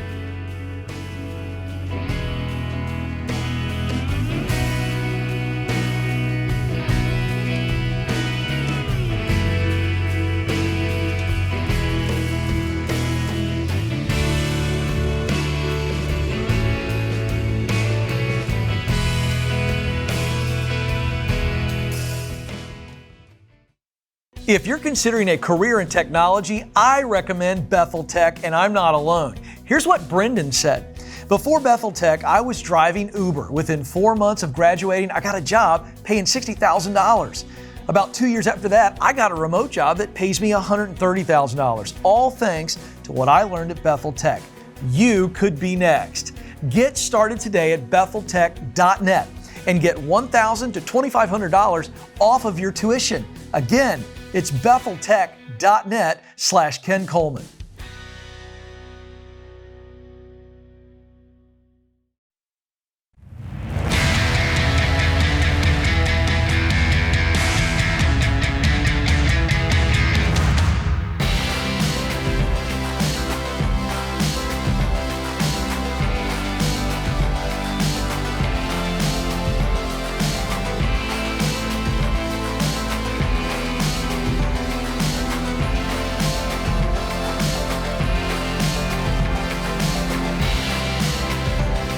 Open phones this hour as we talk about your life and your money. This is the Ramsey Show. Ken Coleman, Ramsey Personality, is my co-host today.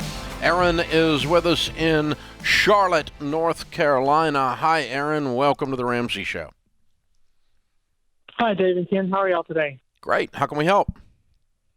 Yeah, so my question is I could apply for a position within my company that I'm working at now, but I'm not sure if that's the best idea for me.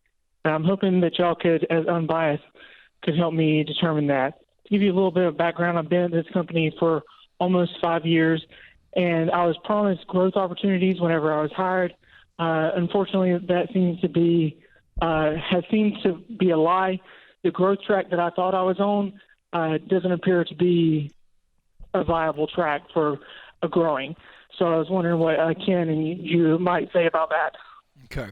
So in your honest opinion, have you been able to do everything that you feel like you could do to be the best that you can be, and the contribution you've made over that 5 years, and you still feel like no track for growth, no opportunities have come your way? Yes and no. There's definitely the potential where I could apply for this new position, and it would be the growth opportunity that I would want. However, I'm being told that that the work that I've been doing over the last several years do not qualify me for this position as I was originally led to believe.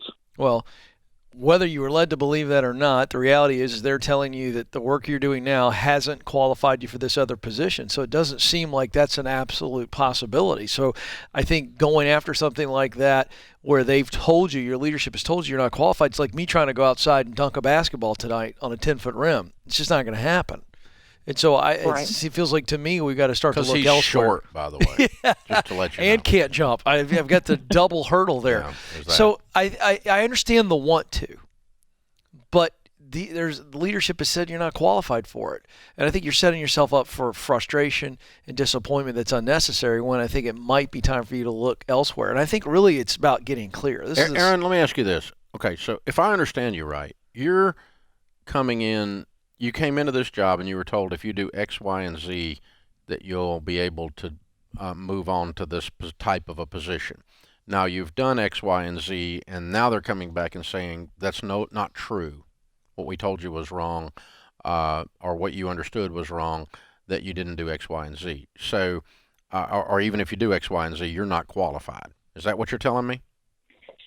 Because the way you've structured your sentences two different times in this conversation, it sounded like you think you work for liars.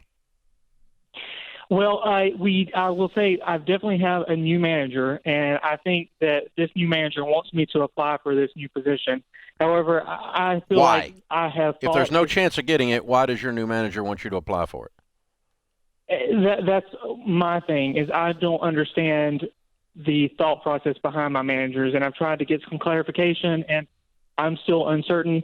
Coworkers are saying you should just apply because there's no harm in it, and I understand that, but at the same time, it's causing me more frustration and emotional and mental harm than it is doing me good trying to fight for something that I can't get. Right. Well, then don't do it. And you also have some concerns. I'm so confused. I don't know why you can't get it. Your manager told you to apply for it. He's not going to tell you to apply for something you can't get. Honestly, I can't tell you why, Dave. I've been asking for cross-training opportunities to get a position like this for at least 3 out of the 4 to 5 years that I've been here. So why would your manager tell you to apply for something that you have zero chance of getting? That's not logical. They haven't told me specifically to apply for it, but I just get the sense that they would like for me to. Okay, but do you have a sense that they think you're not qualified, or did they tell you you're not qualified? They specifically told there's 2 positions available. One is a lower level position than the actual position that I'm looking for, and that position, both are currently available. I think she would like for me to apply for the lower position, but she has told me that I'm not eligible, that I'm not qualified for the higher position. All right, but do you even want the higher position? Let's just remove all this for a second, all this confusion and back and forth. Do you even want the position? If you were qualified, would you be jumping for it? Yeah, actually, whenever I began to apply for the position that I currently have, I originally applied for that position, and they asked for me to apply for the position that I currently have. Okay. So I've been asking for that position ever since I've been there. Oh, I get it. I think there's a pattern here. Do you feel that you're qualified on paper for this role? I think so. Well, no. I no. don't want to think so. I mean, like, do you know if you look at this position out in the marketplace? Like, if you went somewhere else, you could make a case to when you're being interviewed that you should be able to get this job done. So you feel you're qualified? I believe so. Okay. I think it's time to start looking today. Let's start looking. Let's test the market. Let's find out. There's a gap here between you feel like, well, and Dave's right. I feel like you feel like they're dishonest. We're not saying you're wrong. We're just saying it's all over you. You feel like they've been dishonest with you. They're not giving you an opportunity. We've got previous management saying you're not qualified. New person comes in. I think there's too much of this stuff going on. You Getting your dream job with dishonest people is not your dream job. Yeah. That's my thought process as well, Dave. Yeah. So you move on. Yeah. That's why I was asking where your head was on that issue, because if you feel like that, because they're going to cut your knees out from under you if they're going to cut if that's who they are, if that's the real conclusion that you've come to. Now you beat around the bush in this conversation. You've not been clear with us. We've had to pull this out of you. So keep in mind. I mean, I don't know whether you're trying to be nice or what you're trying to do, but the bottom line is the issue here is you don't trust your leadership. And that means it's time to move. Yeah. Listen, folks, when you feel there's a lid on you, whether you know all the reasons or not, start looking elsewhere, because it's only a matter of time before you become bitter, and then this thing can turn toxic on your end, and you end up burning a bridge and hurting your future because you're just sitting around kind of Eeyoring. You got to move on. And I think I'd start looking today. Again, this is such a great time to look. And this is where we find out, by the way, if we are qualified. Yeah, if you go out there and can't get the job, then maybe they were right. That's right. They weren't dishonest. They were just being honest. They were telling you the truth, that you're not qualified. We got to find the common denominator in this situation. Yeah.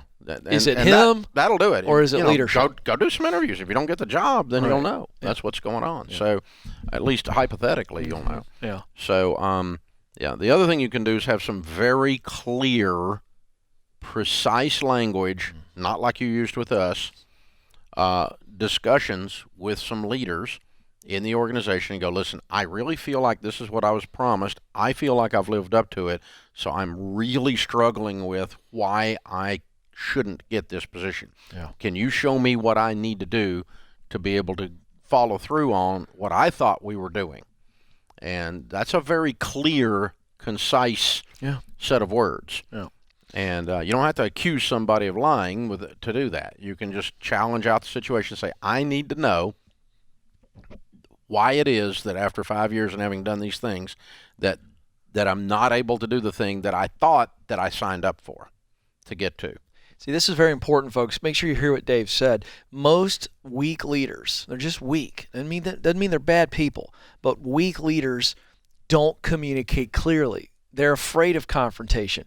So by being honest, like Dave just described, with And that kind of very posture, clear. very clear, put the ball in their court. And if you give them a clear question and they don't give you clear back, there's your answer. This is weak leadership. They're never going to tell me what I need to hear, because we need to hear it. But it takes us being honest. What do I need to do? What kind of value do I need to add to be qualified? Yes. And when I do that, then what you're saying is then I get the role. Right. And if they look at you and go, one of the things you're going to have to learn is clear communication. Yeah, that might be. That could be the comeback, Yeah. So it's a possibility. So that's the kind of stuff. But there's nothing wrong with testing the waters and going and interviewing, especially if you've lost faith in the integrity of the organization. That's really when it's time to move on. This is The Ramsey Show.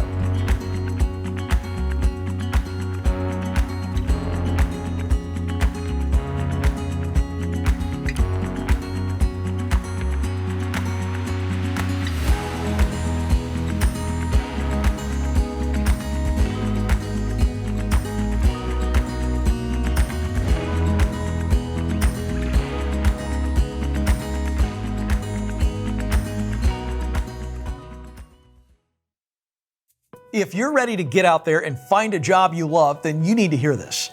Job hunting can be stressful and time-consuming, but my friends at ZipRecruiter have made the whole job search way easier. ZipRecruiter is rated the #1 job site in the US by G2, and it's free. So how does it work?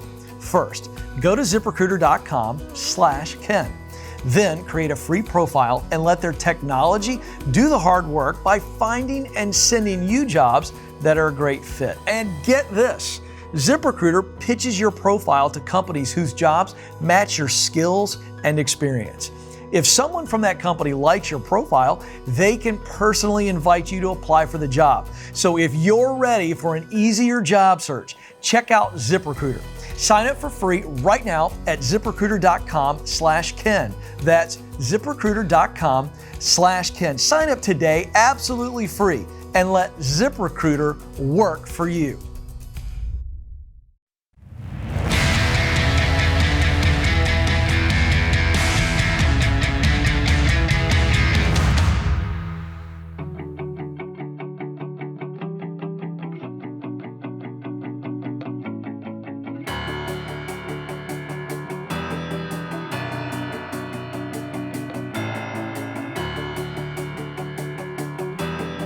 Ken Coleman, Ramsey Personality, is my co-host today in the lobby of Ramsey Solutions on the debt-free stage. Mike and Christy are with us. Hey, guys, how are you? Great, Hello. Dave. How about you? Good to have you. Where do you guys live? I'm at Minville, Tennessee. Oh, just over the hill. Just over the hill. Well, thanks for joining us here, guys. Great. And how much debt have y'all paid off? $56,984 in the past 18 months. Wow, that was quick. And your range of income during that time? $100,000 between the two. Cool. What do y'all do for a living? I'm a tool maker in a plastic injection company. She's a kindergarten teacher. Kindergarten teacher at Eastside Elementary. All right. Fun. Very fun. So what kind of debt was your $57,000? Oh, a lot of fun. Credit cards, truck, Jeep, house. Kind of normal? Just normal. Oh, you paid off your house? Yeah. Yes. In the $57,000? Well, wow. Wow. Okay. Very cool. Looking at weird people. That's us. Okay. So you had normal debt. Yes. And have been going along. How long y'all been married? 24 years. Okay. And you look up 18 months ago and decide to do this crazy Ramsey stuff. What happened? Well, actually, my mother had given me a book in '92 when I got my first home, and she's always preached to me about saving and working and not being in debt and paying for cash for things. And of course, I ignored all of it and had a lot of fun and running up credit card bills, about $10,000 in that. And you felt like I didn't have a way out. You feel trapped. You feel smothered. But then you started seeing progress, and then 18 months ago, we decided that I'm tired of this and let's get out of it. We started following your baby steps, and I was marking off each step. We started with the lowest and kept marking them off, and just visually seeing that just made a difference for us. And then we printed off your little bricks on the house where you mark off the bricks when you go, and of course that helped us keep going. And we have 2 children in college too, so we did all of this while we're paying for college too, and 2 others over here. But where are they in college? One is at UTC and one is at Tennessee Tech, and thankfully they did the community college thing for 2 years. And both affordable schools that they're in, 4-year schools. Yes. So you're not, you didn't go crazy on that. No, so that's good. The Very scholarships good. helped a so lot. So 1992, your mother gave you one of my books? Yes. We have it with us. The little blue one? Yeah. It has to be, because that's the first year a book came out. I said, that's the one I want signed. I want the one Mom gave me. That thing's a classic. I mean, 92 is the first year that it came out. I saw those out of the trunk of my car, just like that car over there. Oh my gosh. See, that's vintage. That's vintage. I like that. I'm a slow reader. Yeah, that or slow on the uptick, but just took 30 years to get around to it. That's all. So, but then, okay, so what happened 18 months ago that was the wake-up call that made you get so intense? Well, I was really pushing it, I'll be honest, and I just wanted him to get on board with me, and we would just be very intentional about our spending, and I kind of started doing the minimalist thing where less is more, and that helped out a whole lot. And it wasn't easy because I had a bump in the road. I had a stage 1 breast cancer diagnosis last year in August, so that kind of set us back a little bit, but I went through the radiation treatments, and we just kept persevering, and we're here now. And you're cancer-free now. Cancer-free now. It's been a year. That's good. Debt-free, cancer-free. What a year. Yes. It was, like for us, the budget, working on the budget, that was probably the hardest part for me, because when you put it on paper and you see, I mean, there was actually a few years back when the kids were just born, not just the twins, but Noah and Katie. I was working, she was at home with the kids, and it's a lot of stress when you're asking for overtime and you're just trying to break even. Because at 40 hours, there was a time that, $94 a week, I was in the hole at 40 hours a week. And that's a lot of stress on a dad and a marriage and a home, and it just builds on you. And as the past 18 months, you see that light at the end of that tunnel. With one gets paid off, you get the credit card paid off, you get the trip paid off, you get the truck paid off, and it just starts snowballing, just like just like you teach, and you see that hope. And I didn't know how much stress I really had because it'd been there for so long. Yeah. And once you start getting to the end of it, it's like, man, what can I do? I mean, it's like I look at everything totally different now. It's what can I do? Instead of I can't do. It's like I told my wife, instead of buying on time, I want to live on my time now. I don't want to just struggle. I like it. And we want to give God all the glory, because none of this would be possible without Him. We definitely put Him first in our lives, and we're here now because of Him. We've been blessed with health and things that bumps come along, but it still worked out, and getting to work through a pandemic. I didn't have to worry about any of that. I could still work and still go and still do, and it's just been a blessing. It's pretty cool. Yeah. So, Christy, I got to go back in the story because I think I'm missing something here, and I want to make sure I'm catching on what's happening. Okay, so we go along, and about 18 months ago, you somehow connected to us fresh. I had been listening to you for a while. Oh, you had been listening for a while. Okay, for several years. You just kind of turned up the old heat a little bit in your sweet little way. Yes, and I was listening to your daughter too, and okay. Okay, so you just kept turning it up a little bit, absolutely. Because we did try this several years back. Yes. And I gave up. Yeah, we weren't on board, and we Yeah. weren't intentional with it. So we just became intentional, and it paid off. It just felt like this woman is a force of nature. You She realize is. this. With a smile. I pity the kindergartner that crosses her. Look at Mike. He's going through active recovery right there. Yeah, it's the truth. That is the truth. Yeah, I can see it. Hey, Mike, I do want to ask you, because you shared some really gut-wrenching stuff there, and I think a lot of people Very powerful. feel. Very powerful. All right, what's it like on the other side? And I mean, I want you to describe. Now that you're free. I want you to describe, because you said you didn't know what it felt like because you'd had it so long. So Yeah. now on the other side, what is the positive emotional and physical peace that you have? You're not trapped. I mean, and what I mean by that is, I mean, I love my job. I mean, I've been a toolmaker all my life, my working life, and I've been there since '92. For coming up on 30 years. Wow. But you feel, I don't owe anybody anything. Mm-hmm. I can give. We have some very dear friends. Lost a daughter to cancer during all this. Almost not hardly a year ago, but I want to help, and I want to help.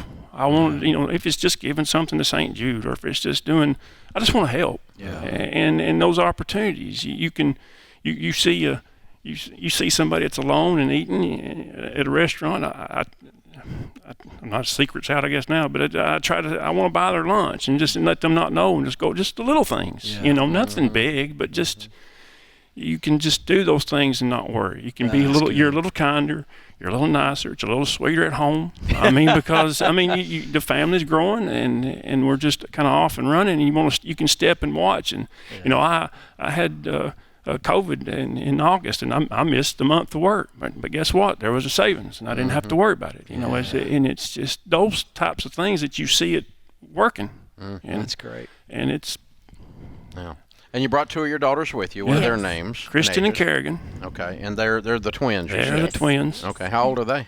15. All right, Yeah. 15. So here comes some more college. Yes, I like it. Good. But now we're ready. We're ready. Game on. We're Game ready. on. I'm so proud of y'all. Congratulations. Thank you. Very well done. What's this house worth you paid off?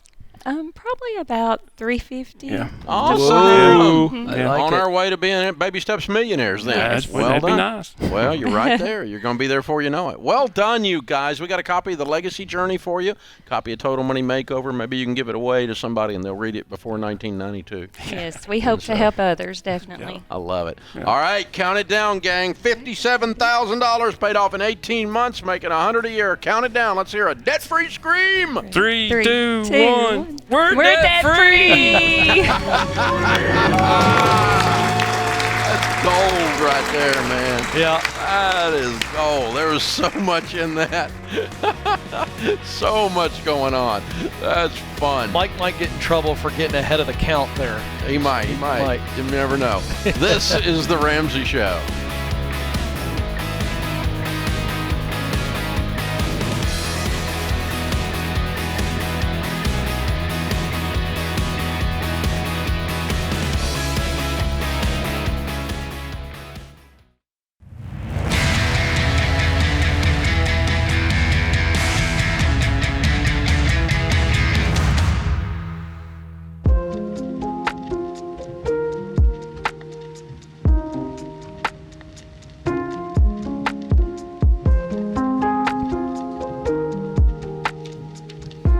Our scripture of the day, Philippians 3:13 and 14. One thing I do, forgetting what is behind and straining toward what is ahead, I press on toward the goal to win the prize for which God has called me heavenward in Christ Jesus.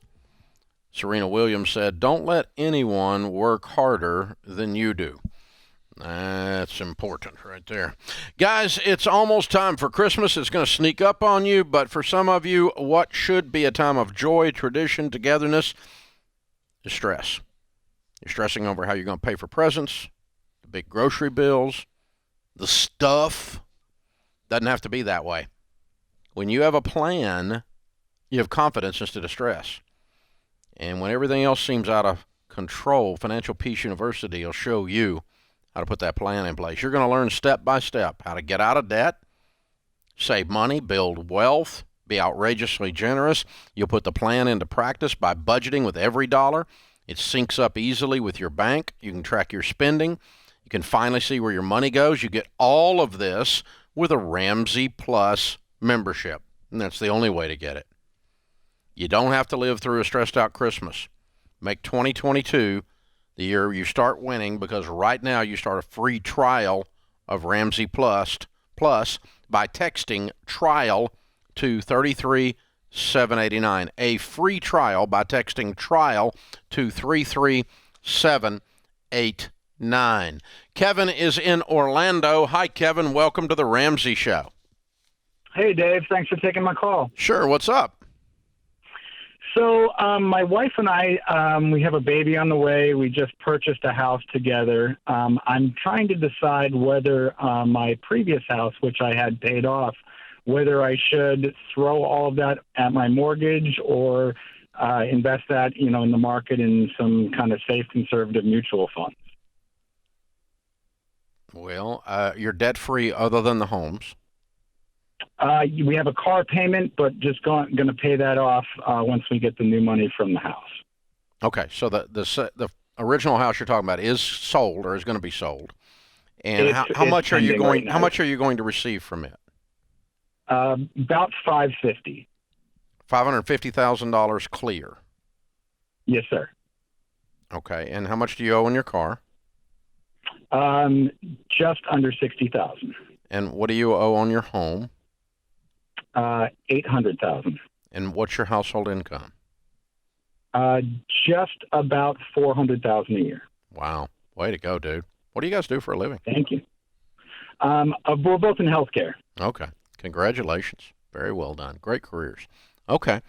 Well, what we have found is that the first $1 to $5 million of net worth that people get is typically from a paid-for house and their retirement accounts in 401ks, 403bs, IRAs. Our baby step number 1 is save $1,000. You've obviously done that. 2 is to be debt-free, everything but the house. We got a plan to pay off the $60,000 car, which is going to leave us $490,000 with an $800,000 mortgage. Baby step 3 is saving 3 to 6 months of expenses. How much non-retirement saving and investing do you currently have? Just under $900,000. Non-retirement. Yes, money market account and savings. Okay.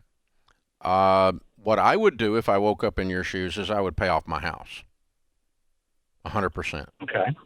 Now you're sitting there with a paid-for house, a $400,000 income. You have an emergency fund set aside of 3 to 6 months of expenses, and now there's nothing left to do but build wealth and be outrageously generous. But no house payment is going to get you there. And here's what you're going to find. Okay, you're in a high-stress environment that is emotionally and intellectually fatiguing. Agreed? Correct. You're going to feel something that you don't anticipate, that your intellect doesn't tell you you're going to feel. When you pay off this house, you're going to feel a release, a sense of peace, because it's like having a backache and you've had it so long you don't even realize it's there and you don't think about it, but when it's gone, you're like, wow, I just got set free. That's pretty incredible. So that's what I'm going to do. I'm going to pay off that house. That's the way I have lived personally. And once I got there, it was fairly easy to become very, very wealthy with that kind of income and not a payment in the world. Plus, you don't have a care in the world in the middle of weirdness. And, dude, you've experienced some weirdness in healthcare in the last 24 months. Agreed? Yes, sir. Mm-hmm. Yeah, and so one less thing, I have too. I've had all kinds of stress around the business and trying to keep this 1,000 people employed and revenues going up, revenues going down, entire areas of revenue disappearing and trying to run this thing. But I never had the stress of worrying about a foreclosure. I never had the stress of worrying about if I personally was going to be left out in the cold because it was all paid for. There's a release there. The borrower's slave to the lender. And when you're 100% debt free, there's a freedom that's going to cause you to prosper yet even more. Changes your decision-making paradigm. It really does, and you're right. At this stage where they are at, this is the right move. It sets them up for their future. Serious good position you've gotten yourself into. Well done. Catherine's in London. Hi, Catherine. Welcome to the Ramsey Show. Hi, Dave. Hi, Ken. Thank you very much for taking my call. This is my first time calling in, so I'm thrilled to have got through. Well, we're honored to have you. How can we help? Okay, so my question, so essentially I'm in a job that I don't love, but I have the equivalent of about $27,000 worth of debt that I need to pay off. My job is well paid. I make about $98,000 equivalent before tax. But I want out. But then I've got this debt that I need to pay. I have an 8-year-old son. He's in private school that I'm paying for. And my question essentially is, how do I plan an exit from a job that I don't love? Yeah. Well, I've got this debt. Okay, well, a couple of things. Don't walk into this with the assumption that if you change jobs that you have to take a big pay cut, and we're not going to jump off of a cliff here. We don't want to see any interruption in income.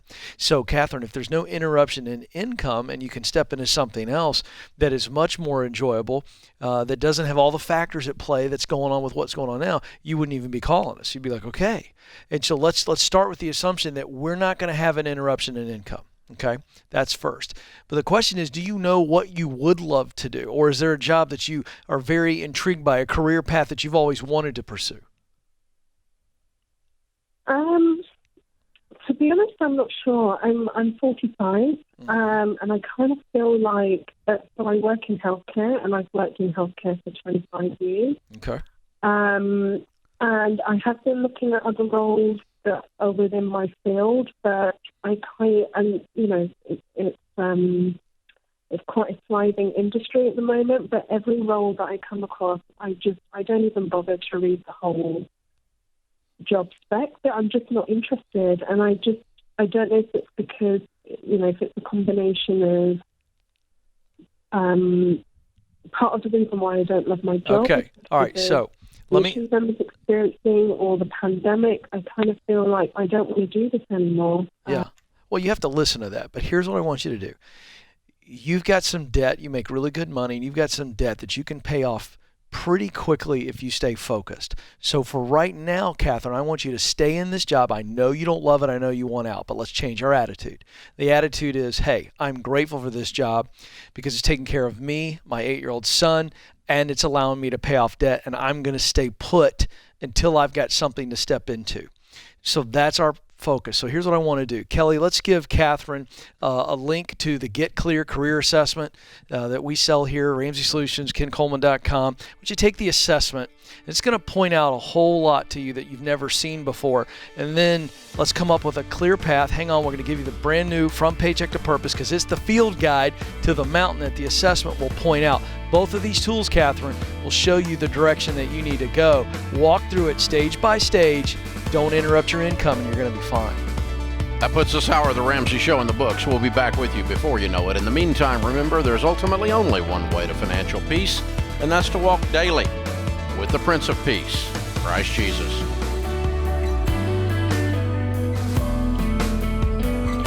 Have a friend or family member that needs a daily dose of Ramsey advice in their life? Let them know about the Ramsey Call of the Day podcast. It's a quick hit of advice about life and money in under 10 minutes. Check out the Ramsey Call of the Day podcast wherever you listen to podcasts.